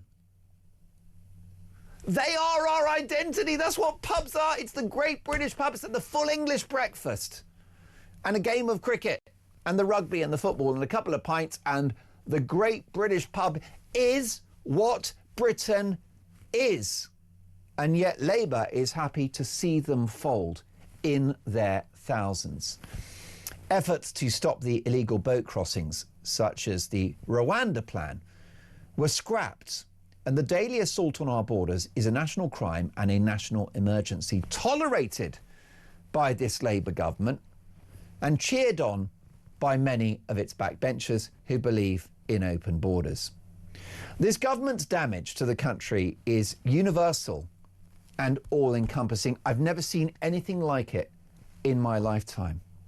Our economy, our society, our communities, our borders, our high streets, our pubs. Labour don't get Britain, which is why they're destroying it. Labour don't like Britain, which is why they are destroying it. 03444991000. I could be wrong, but I honestly just think that we have a governing party that culturally doesn't dig this country. Because how can you have policies which allow thousands of pubs to fold overnight? How can you do that if you claim to love this country? I don't think that you can love Britain if you don't love the pubs and if you're not protective of them and if you don't understand that they are critical social infrastructure. Anyway, that's what I think. Let me know your thoughts. And I'm very happy for you to disagree over 03444991000. Alwyn is in Lincolnshire. Top of the morning, Alwyn.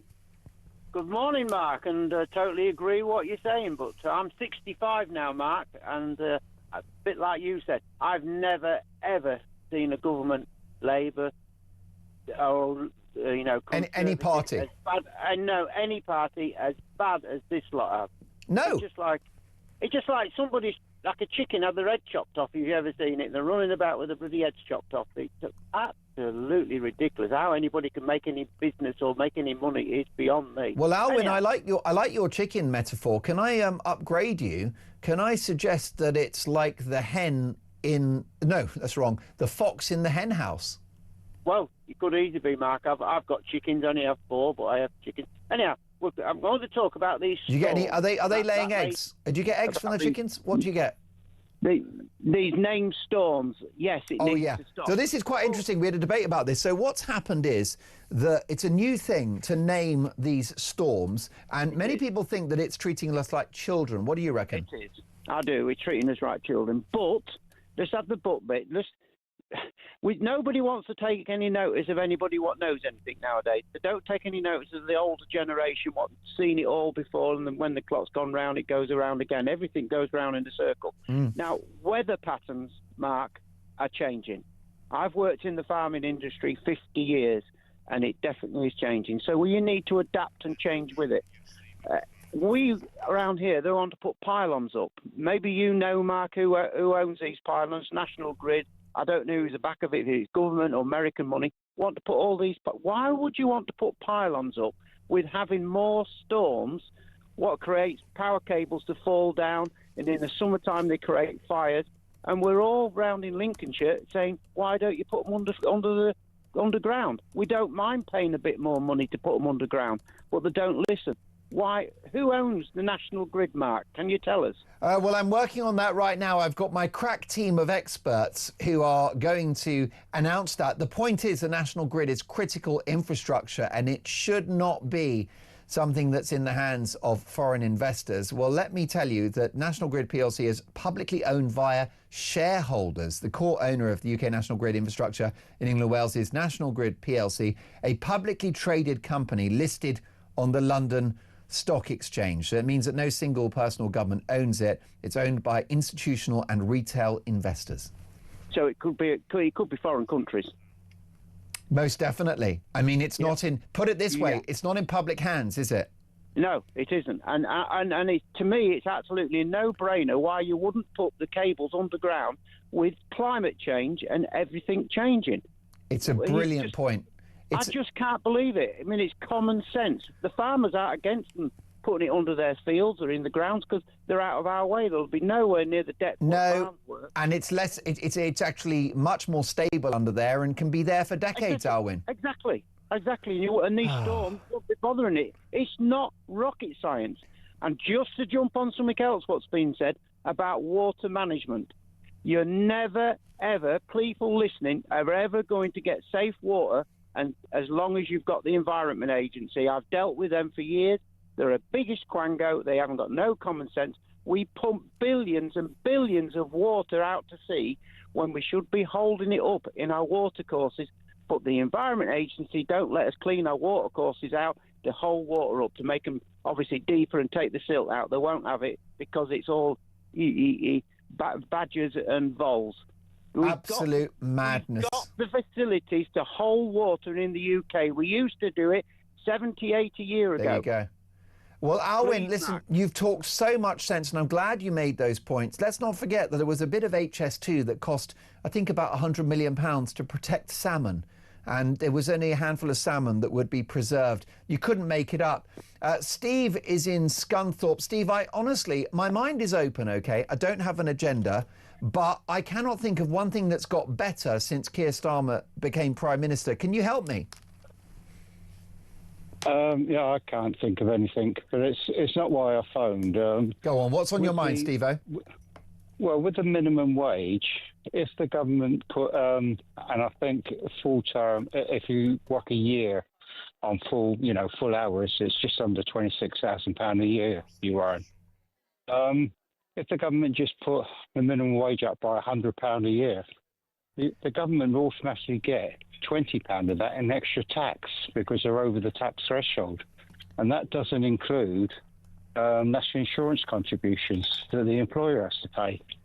So it's a great business. If I could set a business up and tell somebody how much they got to pay somebody else's money, and then take a cut of that, what a business to be in. It is extraordinary. Such a racket, isn't it? I just feel that we're in the hands of amateurs, Steve. Yeah, exactly. If they separate the minimum wage and then, I don't know, your tax, if you're on a minimum wage, your tax threshold goes up. That would be a good thing. Steve, you're so right about that, and everyone's been dragged into higher tax. I think, Steve, that 12 U-turns in 18 months demonstrates that this is a government that do not know what they're doing. Steve, I really enjoyed your call. Please call me again soon, as well as Alwyn. What a legend he is.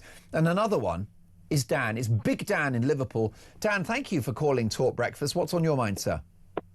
Thank you very much, Mark. I'm thinking if our dictatorist leader, Starmer, wants to ban X, maybe Elon Musk should actually take the first strike and say, OK, then, I will take X and I will take all my businesses in the UK and I will take them out. Even if he was to do it for 1 month, and let's just see what would happen. A quick Google search shows that Elon Musk brings about $3 billion worth of revenue into the UK. I think that would be something that would affect the UK as much as we're suffering now. Well, I'm so glad you mentioned that, because you've jogged my memory, Dan. I remember after Sir Keir Starmer entered number 10 Downing Street that he held a conference in the UK about alternative energies, and Elon Musk went on Twitter saying, I haven't been invited and I'm responsible for the electric car globally through Tesla. This guy was actually, omitted from a meeting about alternative energy sources, even though he's a massive believer in it. I think a lot of people forget Elon Musk actually owns all the car charging points in the UK, pretty much.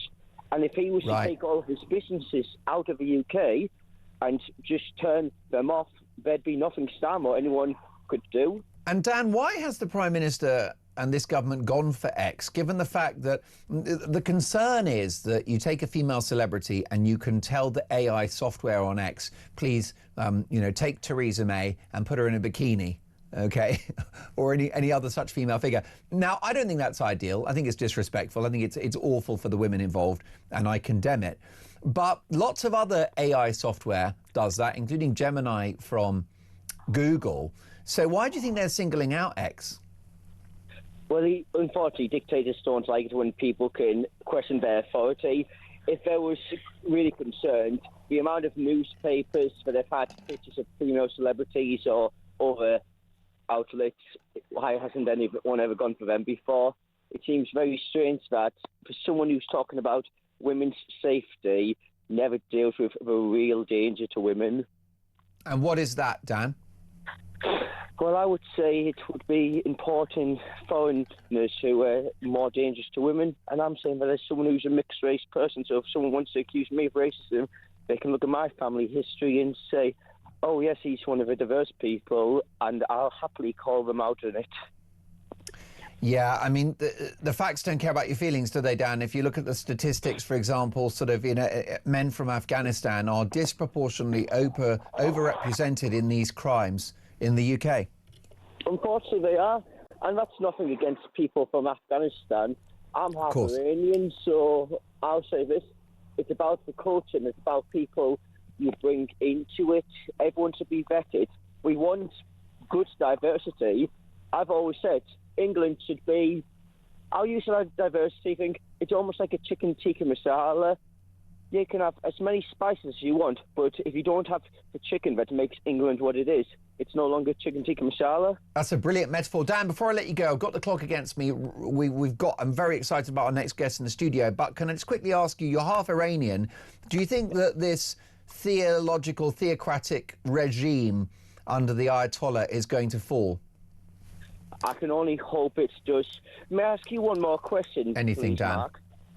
Next time you have any leftist on your show, can you please just look them in the eye and just ask them, do they really believe they're doing the best for women's safety?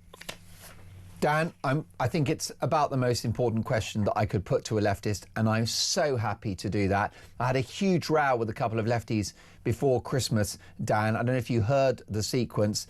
I was with Matthew Torbett and I think Sebastian Salek, who are both good friends of mine. They're on the left, they're bright lads. But I said, is it not an aggravating factor if someone that's from overseas commits a sexual assault? That's worse than someone that collects a sexual assault that is a British-born national. Wouldn't accept that. Dan, briefly, your response. Yeah. I think the people on the left, they're not bad people, but their actions are making people like Steve Laws more popular. There you go. Listen, Dan, what a great call. Have a good Saturday. Call me soon, if you don't mind, young man. Dan in Liverpool there, dropping quite a few truth bombs. The facts don't care about your feelings, do they? Next up, the political editor of The Sun on Sunday with a couple of very big politics stories, including Nigel Farage with a fresh new headache for Keir Starmer. This is Talk.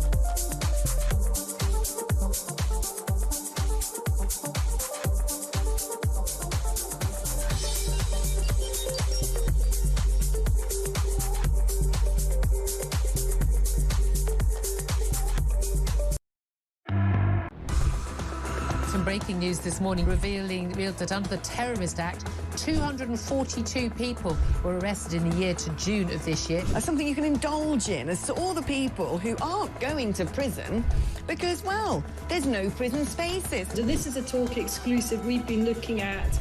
I said, you take these cuffs off me and speak to me like a human being rather than a common criminal. You're just left wondering, does these people who lead us actually hate Britain? Yeah. Do they not love our country and everything that we've stood for?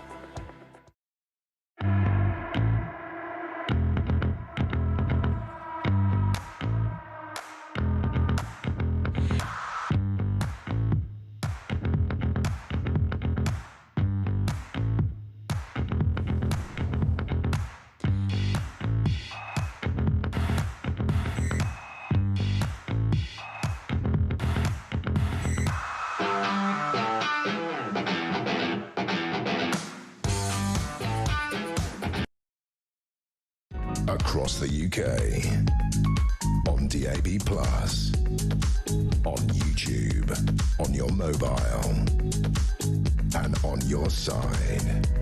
This is Talk. And the very embodiment of common sense is the Sun on Sunday's political editor, Kate Ferguson. Kate, Happy New Year. Happy New Year. Thanks for having me. So good to see you. What is central, in your view, politically, in terms of the big stories this weekend? What do you think is the sort of number one in Keir Starmer's in tray? Oh gosh, there's so much in Keir Starmer's intro this week. I suppose really we started this new year with a big focus on international affairs. So we've got those protests, that uprising in Iran going on this weekend, which Donald Trump is talking about, and we'll see where that goes. We've obviously got this ongoing row about whether or not Donald Trump's going to invade or try and buy Greenland, which I don't think anyone had on their bingo card, but here we are. And we've got the ongoing Ukraine war, obviously, and the shadow fleets and Britain. John Healey, the Defence Secretary, is in Kiev this weekend, but Britain trying to do what it can to get that ceasefire over the line. Yes, and look, I've been very critical of Sir Keir Starmer and this government in Dolan's dispatch because I'm struggling to identify things that have improved since Labour won power. It's fair to balance that and argue that you can't destroy a country in 18 months. They inherited a disastrous economy, a broken public services, wokery in our public institutions, the Boris wave. It all happened under the Tories. So it's important to balance that out. There is a context to the challenges facing this Labour government. They would argue with a landslide, they've got a mandate for change. But we are waiting, aren't we, for things to just look like they're improving. This government and this Prime Minister, he needs some good news. I totally agree. I mean, they walked into that big landslide election victory, really, and I've been astounded by the lack of kind of planning and the lack of policy that it turns out they actually had on their books. They said, look, Britain was desperate for change, things can only get better, but they don't seem to have got any better. The economy feels so sluggish. We've seen that war on pubs, which is really shattering local communities, with a lot of stark warnings from businesses. Immigration, illegal immigration still high, taxes even higher.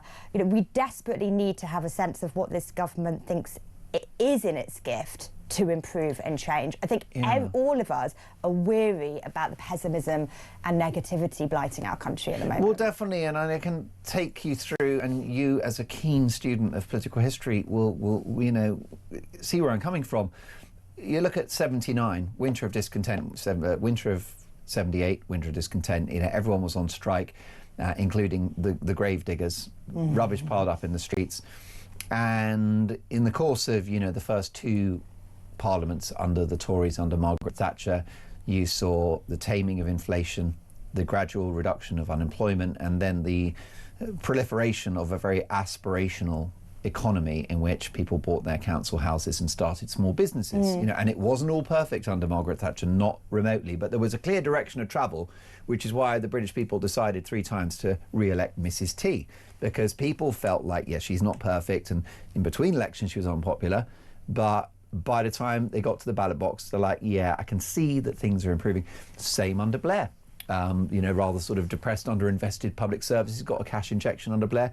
They kept the economy growing, they kept taxes low. It was a successful administration, notwithstanding some of the detail. And it's not how it feels right now under Keir Starmer. And one of the big issues seems to be just policy. I mean, what would you say? You're the expert. 12 U-turns in 18 months. Is that an example of a government out of its depth, or would that happen under any administration? Is this level of U-turnery normal? No. So, look, governments always make U-turns.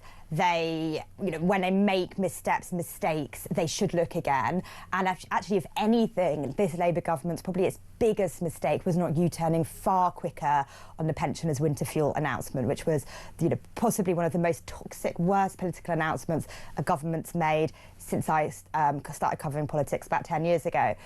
But, look, the big question with this government, the big problem for Keir Starmer and his ministers is that, you're right, the public want a prescription. They want some kind of medicine for what a government thinks should be happening to this country. Now, there's Thatcherism, there's Blairism, but we don't know what Starmerism is. It feels like he doesn't have a policy agenda that makes sense on its own terms, that threads a political idea and a world view through it. It's almost like he's in government, he's in power, but he doesn't know what to do with it. And that's his problem, really. People are crying out, yes, for change, yes, for growth, but they want to know, well, what's your recipe for fixing this? Well, I think you're right. And actually another administration that, in my humble opinion, is a touch underrated would be the coalition government of 2010. And I say that because what they inherited in 2010 was the aftermath of the global financial crisis, and debt as a share of GDP was 10% when they took power. I think the cost of interest of serving the debt was about 60 billion a year, which, by the way, we would bite your hand off for now, but at that time it was a crisis. Interest rates were in relative terms higher then. So there's a big problem, and that went from 10% as a share of GDP to about 2% as a share of GDP by the end of that parliament. And so, yes, austerity was politically controversial, but David Cameron basically got into power and said, look, the country's completely broke, and with the Lib Dems, we're going to fix it, and it's going to be tough, and we're going to have to cut our cloth. And that was a clear message, a clear narrative, with a clear idea of pain now, jam tomorrow. And actually, that was politically quite effective. Yes, exactly. I mean, look, I think voters can vote for different things, they can accept different arguments, but what they want is to understand what your vision is, what you want to do with power. And Tories won the following election. Exactly. So there, they accepted the argument that we were broke, right, that we needed to rein in public spending, and actually you could argue that that whipped our finances into pretty good shape, allowing us to weather storms that came further down the track. That's obviously what Osborne and Cameron would argue. Look, Keir Starmer, he's trying to make this whole year about tackling the cost of living crisis. Fine. You know, look, that is the #1 concern of voters. We know that inflation has been high. Yes, it's coming down. Mortgage rates high. Yes, coming down now. But most people are feeling broke. They felt broke for a long time, and they're pretty fed up with it. Fair enough. But Keir Starmer needs to sit down and decide, you know what, I've got maybe 3 years left. What do I want to do in those 3 years? How do I want to use my majority? What argument do I want to make? And until he kind of nails that, I think he'll still be languishing at the bottom of the polls as, you know, our most unpopular Prime Minister ever, I think, isn't it? Call me old-fashioned, Kate, but I wonder whether what Labour should have done is stuck to what they said they wanted to do, which was grow the economy. And if they'd had a slightly more circumspect couple of budgets that were more business friendly and that asked the public sector to take more of a hit, you'd have the growth. You see, this is why I don't understand, you know, with my friends and colleagues on the left, is that, you know, it's particularly a Labour government that needs growth in order to have a progressive agenda and invest in public services. So I think the cruel irony is that what they claim to have been their great focus, which I don't think has been, is growth, is the special sauce, the missing ingredient, really. Yeah, I totally agree. I mean, like, you don't mention growth anymore. Growth is yesterday's news, according to Labour, because they haven't got any. And so now they're talking about bringing down the cost of living. I mean, look, those two budgets, particularly that first budget, was bananas. It totally flew in the face of everything Labour said they were going to do and everything they had campaigned to do. So they were trying to... And there was no emergency. I mean, yes, the country was blocked. There was this black hole, allegedly. But, I mean, it wasn't like we just had COVID or a fresh war. Exactly. The reality is that actually they massively gambled. Rachel Reeves, Keir Starmer massively gambled, decided to whack up taxes to pour gold down the throats of the NHS and the doctors, and to give big pay rises to a bunch of other striking unions. And that gamble hasn't paid off, OK? So the junior doctors are still on strike. The NHS, you know, rather, if you look at some measures, you could see it's improving somewhat. You know, it's still in crisis. People aren't feeling the benefits of that. But meanwhile, they totally tore up, basically, the agenda they'd been campaigning on, and growth has... You know, it's almost like they had no sense that if you do this on tax over here, that will have an impact on growth over there. It's almost like they have no idea that if you whack up how much it costs for an employer to hire someone, they might stop hiring people, which is bananas. Most definitely, and it's a great irony, because if you supported this Labour government and voted for them, it's in their interests to love bomb business so that you can have that growth, which I think is something that Blair understood, perhaps Starmer doesn't. Listen, The Sun on Sunday, always #1 for politics, scoops and coverage, and you're sitting on some big stories for tomorrow. Yes, I'm hoping to keep our readers entertained tomorrow. There's some quite fun Labour internal manoeuvring and skullduggery that will be reported. Is that right? Well, I do love me a bit of political gossip. Kate, I hope we'll see you in a week's time. My thanks to the political editor of The Sun on Sunday, which is a superlative for politics and much besides. You're listening to Talk Breakfast. More to come.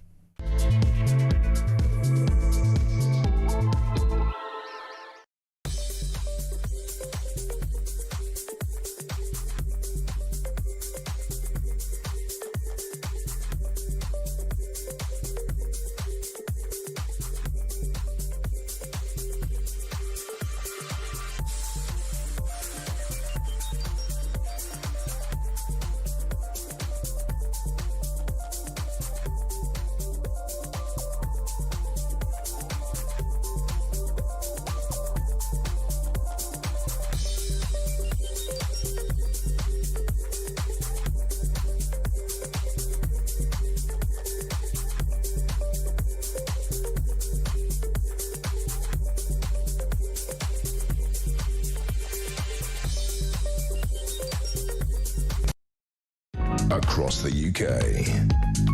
On DAB+, on YouTube, on your mobile, and on your side. This is Talk. Now you are listening to Talk Breakfast, and I've got to say we've gone from one luminary at The Sun on Sunday, which is the political editor, to the showbiz editor, and a very old friend of mine, Hannah Hope. Hannah, we've had to get you in for an emergency conversation. I know you're really, really busy getting tomorrow's paper ready, but for me this is one of, well, I mean, it's got to be the biggest showbiz story of the year so far. The Beckhams at war, and then some. Absolutely. I mean, we didn't think that this feud could get any deeper or more kind of shocking, but we've started the year with news that Brooklyn Beckham has sent a legal warning to his parents, David and Victoria, saying they are not to contact him or wife Nicola under any circumstances, only via lawyers.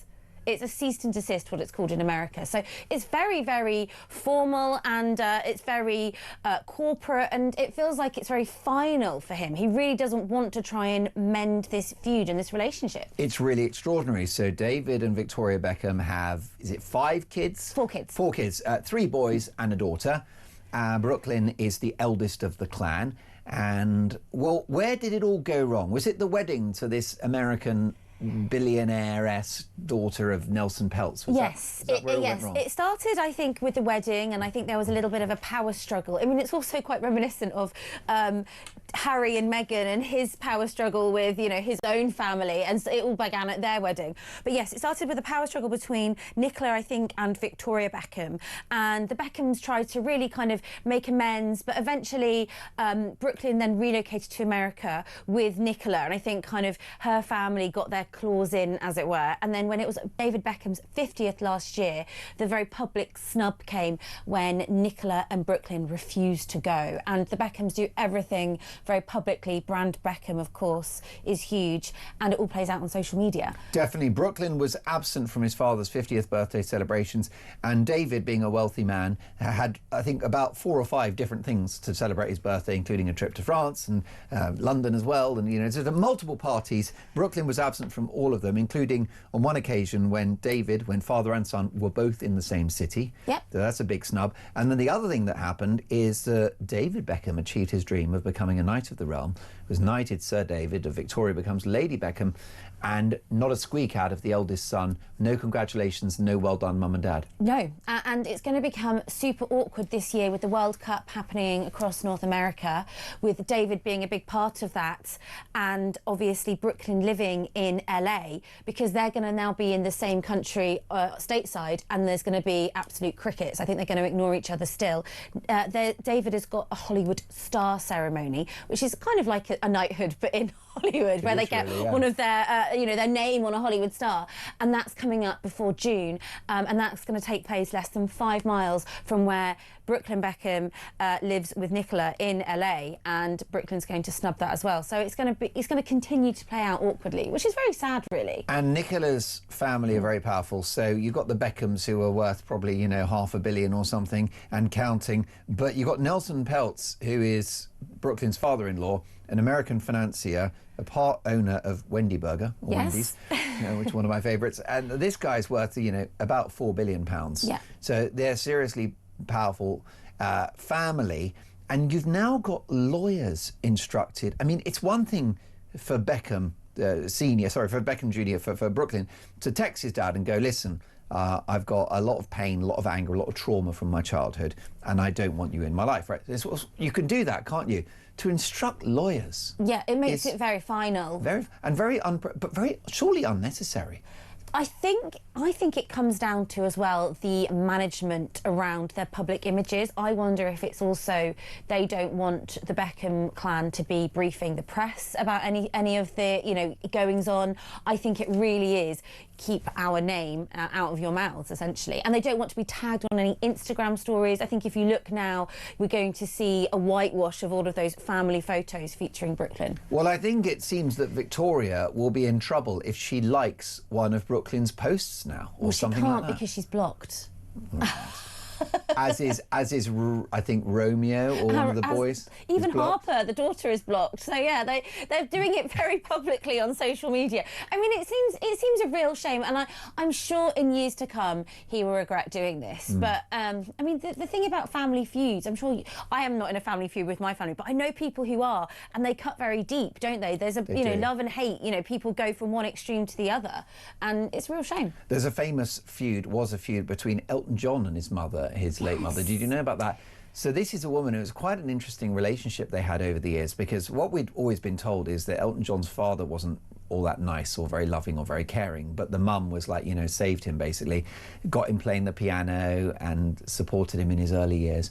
You know, they were very close. If you watch his 2000 and something or other documentary Tantrums and Tiaras, his mother virtually lived with him, you know, and she's sort of best friend. Anyway, massive falling out, and he didn't speak to her for 10 years. But he didn't instruct lawyers, and he paid her medical expenses, put her in a really posh house, and gave her a luxurious lifestyle. And so, you know, that's how you do. If you're going to have family estrangement, that's how you do it. You don't bring the lawyers in. You keep it respectful. Actually, to your point, a funny story that I'll end on. I wrote a story a few years back about Elton John's mum celebrating her birthday party, and she poked fun at the situation and hired an Elton John lookalike. And that was clearly, that was a slap in the face to Elton, wasn't it? That was designed to humiliate him. I'll show you, and why not? Why not? How do you see this playing out? I don't think we're going to see this feud thawing anytime soon. I think it's going to be similar, that Brooklyn will live in LA for several years, but the cracks will begin to show. I think that Nicola married him for his fame, because she's taken his surname Beckham. She's got money, but she hasn't got the fame. And I think once she's got everything out of him that she needs, she'll drop him. I don't think that they're a forever couple. I mean, it could remind you of another Brit-American couple, Harry and Meghan, The parallels are eerie, aren't they? Do we know why Brooklyn has such a chip on his shoulder about his mum and dad? I think there's lots of reasons. I think one of the things is that he feels a bit in his parents' shadow, and he can never amount to anything in terms of, he tried to be a photographer. I think he tried football for a short amount of time. He also tried to, now he's trying to be a cook, isn't he? And I think that maybe growing up into such kind of greatness and fame might leave you a little bit messed up. And I think as well, he's maybe quite impressionable. I've spoken to friends of his, and I think that maybe Nicola's quite a powerful person and might be in his ear, you know, saying, I don't think your parents are good people. Also, one big mistake I think that Nicola made.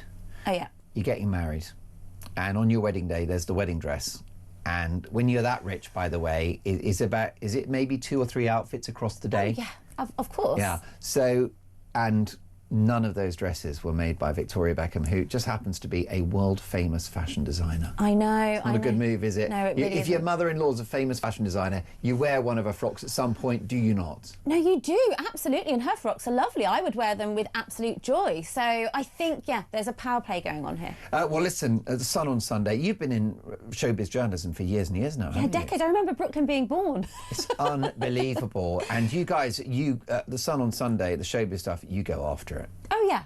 There's going to be some good exclusives in The Sun on Sunday tomorrow, guys, so keep your eyes on. And you don't get bullied by the celebs or the PRs, do you? No, I don't, actually. I don't, no. I'm in several kind of back and forths currently, so we'll see. I bet the lawyers are involved. Hannah, so good to see you again. Fascinating. Do take a look at The Sun on Sunday for their excellent coverage of showbiz and much besides. We've got more to come. This is Talk Breakfast.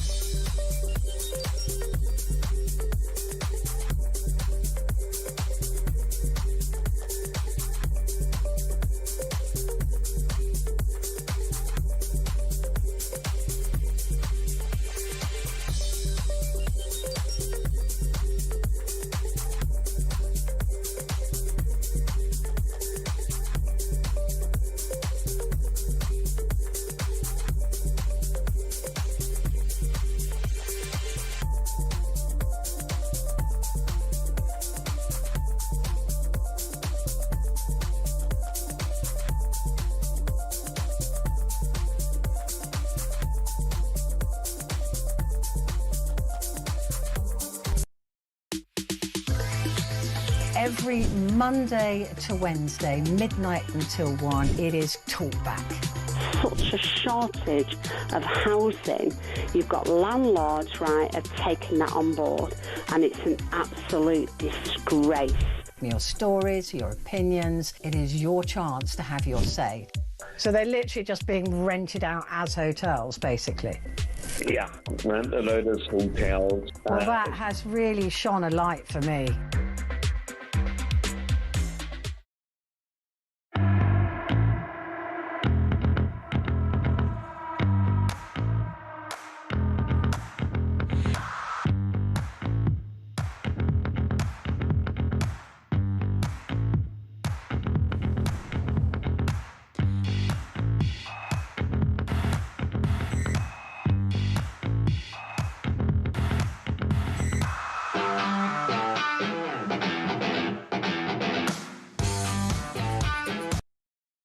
Across the UK, on DAB+, on YouTube, on your mobile, and on your side.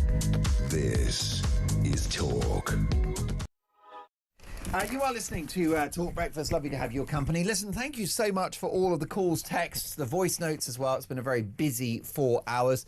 Cannot wait to get back in the studio tomorrow from 6 a.m. to 10 a.m. By the way, Ryan, do we need to do... Oh, there's Dean. There you go. Producer Dean's come in and he's going to be looking after the show tomorrow. He's very competitive. He wants to do a better job than Ryan. Surely that's not possible. Listen, live in the studio now. Star of Virgin Radio and, of course, a fixture on Talk Breakfast every Saturday. Steve Denyer. Good morning, Steve. Good morning. Happy weekend. Happy Saturday. Weekend. Listen, loving what's happening at Virgin at the moment. I mean, it is... We're going back to, like, the golden era of British TV. The 90s TFI Friday. If you haven't checked it out yet, we've kitted out Chris Evans' studio in the morning, and it's like the set of TFI. Yeah. So what he's doing is he's doing TFI at breakfast. So we're now, if you've got the Virgin Radio app, Virgin Radio UK app, you can now watch the action as well as listen. And Chris said yesterday, this isn't just, you know, watching a radio show. This is full on. We've got a camera crew. Yeah. We've got the set. Massive guests. You know, James Nesbitt was in the other day. I was randomly a guest yesterday talking about my disastrous dating life, but you can see it on the Virgin Radio socials.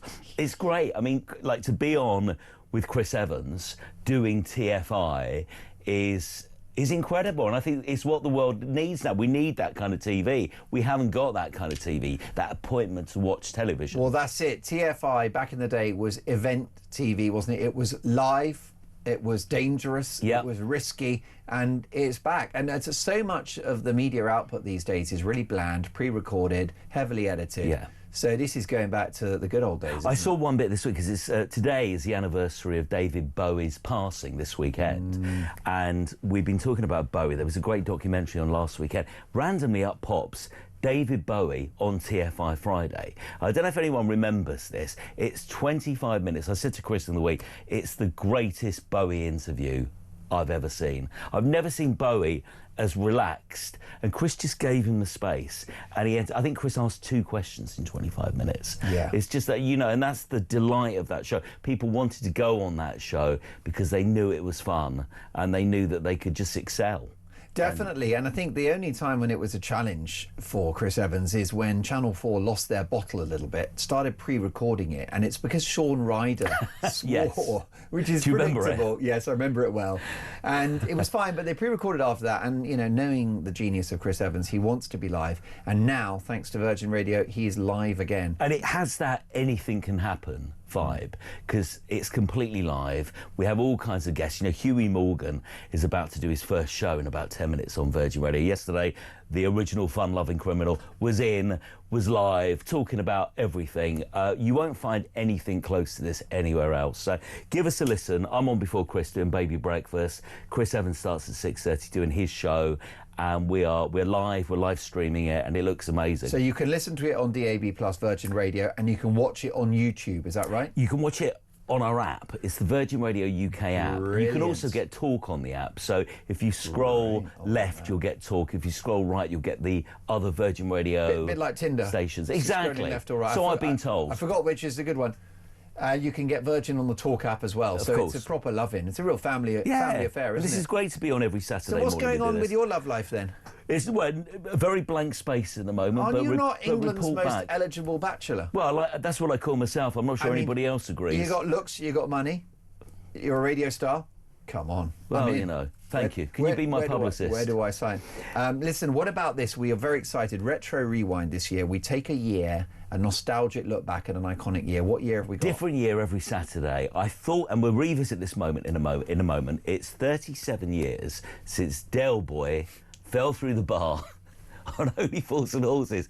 We're going to play it in a moment, OK? I thought we'd rewind to 1989. A lot happened. I mean, seriously, if we just look at some of the hard news in this year, Tiananmen Square, remember the student-led protest in Beijing, and that we all remember the footage. And I was like 13, 14, watching, they called this person Tank Man. Do you remember the guy, the protester, who basically sat in front of the tank, and the tank was coming to him? We don't know what happened to him. Nobody knew. We don't know how many people were killed within those protests by the authorities. When you look at what's happening in Iran now, you kind of think things don't change much, you know? It's incredible to... Well, definitely. Something was afoot in '89 because a year later we had the fall of the Berlin Wall. Yes. We also had the beginning of the end of a political era. '89, Mrs. Thatcher under pressure with an unpopular set of policies like the poll tax. Yes. By '90, she was gone. Exactly, but things were rumbling in '89. They were really rumbling, weren't they? The Berlin Wall, we spoke about this a while back because we were talking about the fact that it fell by accident. There were protests building that year, and all of a sudden there was a press conference, and the government spokesman said, you know, these changes take immediate effect, and people started basically knocking the wall down. Crowds went to that wall. You saw images of people celebrating. The wall came down. Obviously, it was a very, very different scene, east to west. You know, one side you had all the graffiti on, the other side nobody had known anything. You know, you could hear the other side. Incredible. Well, that's right. People forget that after the Second World War, Germany was divided up by the Western Allies into East and West, and the communists were given the East and the capitalists were given the West. Yes. And it's been quite a metaphor for economics ever since, because there weren't too many people who risked life and limb from West Germany trying to get into East. Exactly. Didn't happen too much. Not at all. But the other way, you know, this is really interesting, isn't it? Checkpoint Charlie in Berlin is an incredible place to go in the world. There's still whole pieces of the wall up, and you get a real sense of how things were. So a massive year for huge news stories, almost life-changing stuff. As I say, the year after Margaret Thatcher left, after being in power for so many years, 11 or 12 years. Let's talk about some other stuff. The Game Boy launched in this year, in 1989. Do you remember this console? Of course I do. Little grey console. Grey box, yeah, with a little screen on the top. It ran on 4 AA batteries, and it lasted for 30 hours. And it's fair to say, if you had kids back then, or you were a kid and you had one of these things, it was basic, to say the least. There were better products around, but everybody fell in love with the game Tetris. Do you remember it? Yes, of course. The bricks falling really down, and you basic. had to realign them and stuff. But so basic, so basic. It came with only a couple of games. Tetris was the free game that it arrived with, and it sold something like 118 million units within 1 year. It's unbelievable. It was the Christmas and that present was to have. Nintendo. It was Nintendo, which is a Japanese company, and they've had a couple of products over the years that just went completely crazy. Of course, and that was one of course. But it's so mad to think this is such a basic unit. Let me talk to you about movies. It was the year we got the first Batman movie. Batman became a dark character, this very first movie, and Prince did the soundtrack. And it was a great soundtrack, I thought. Oh, really great, with I Sheena remember buying Easton, and, really great. Really, Batdance was so experimental. It's this 5-minute kind of mash-up of all the clips from the movie. You also had this moment. Can I play you a clip? Yeah. This is Robin Williams in Dead Poets Society, which is one of the most quoted movies in our generation. And take a look at this. Gather ye rosebuds while ye may. The Latin term for that sentiment is carpe diem. Now, who knows what that means? Carpe diem. That's seize the day. Very good, Mr. Meeks. Meeks, another unusual name. Seize the day. Gather ye rosebuds while ye may.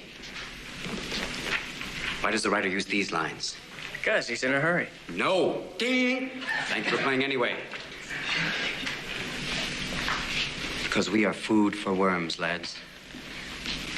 Because believe it or not, each and every one of us in this room is one day going to stop breathing. There you go. People Heavy forget. stuff. I mean, it's powerful. People forget that he wasn't just a comic genius, Mrs. Doubtfire and all Yes. that stuff, but a great serious actor as well, Robin And Williams. this is the movie that showed the world that. Because before, people thought he was this really crazy comedian who was just silly and stuff. And we saw him in this film, and very emotional in some parts, this film, isn't it? And, oh, yes. It's cool to see it as an adult, but it's cool to show your kids it because it still resonates now, all these years later. It's one of the most quoted films in history. Classic. And Robin Now, Williams went on to be a serious actor. We've got another great clip coming. Okay, so this is a clip. This is it's 37 years ago today that this aired on TV. Even people who didn't watch Only Fools and Horses, who've never seen it, know of this. This is the moment that Del Boy fell through the bar. You know, what Triggs wearing the blue suit, Del Boy, the bar. Apparently he did that in one take. And you can hear the live studio audience, no canned laughter on that. That was absolutely for real, wasn't it? And it's funny because actually, when you think of Only Fools and Horses, there wasn't that much physical comedy in it. A lot of it was about the wordplay and the wonderful language of Del Boy, but this was a great moment of slapstick. One of the most perfect, and as I say, it's replayed so often that people who've never seen Only Fools and Horses will always remember that scene. It's comedy perfection, that's what it is. 37 years ago we watched it. I always remember it went out on a Sunday night when Only Fools and Horses used to play out in the late part of the 80s. It reminded me that I had school the following day. Oh yeah.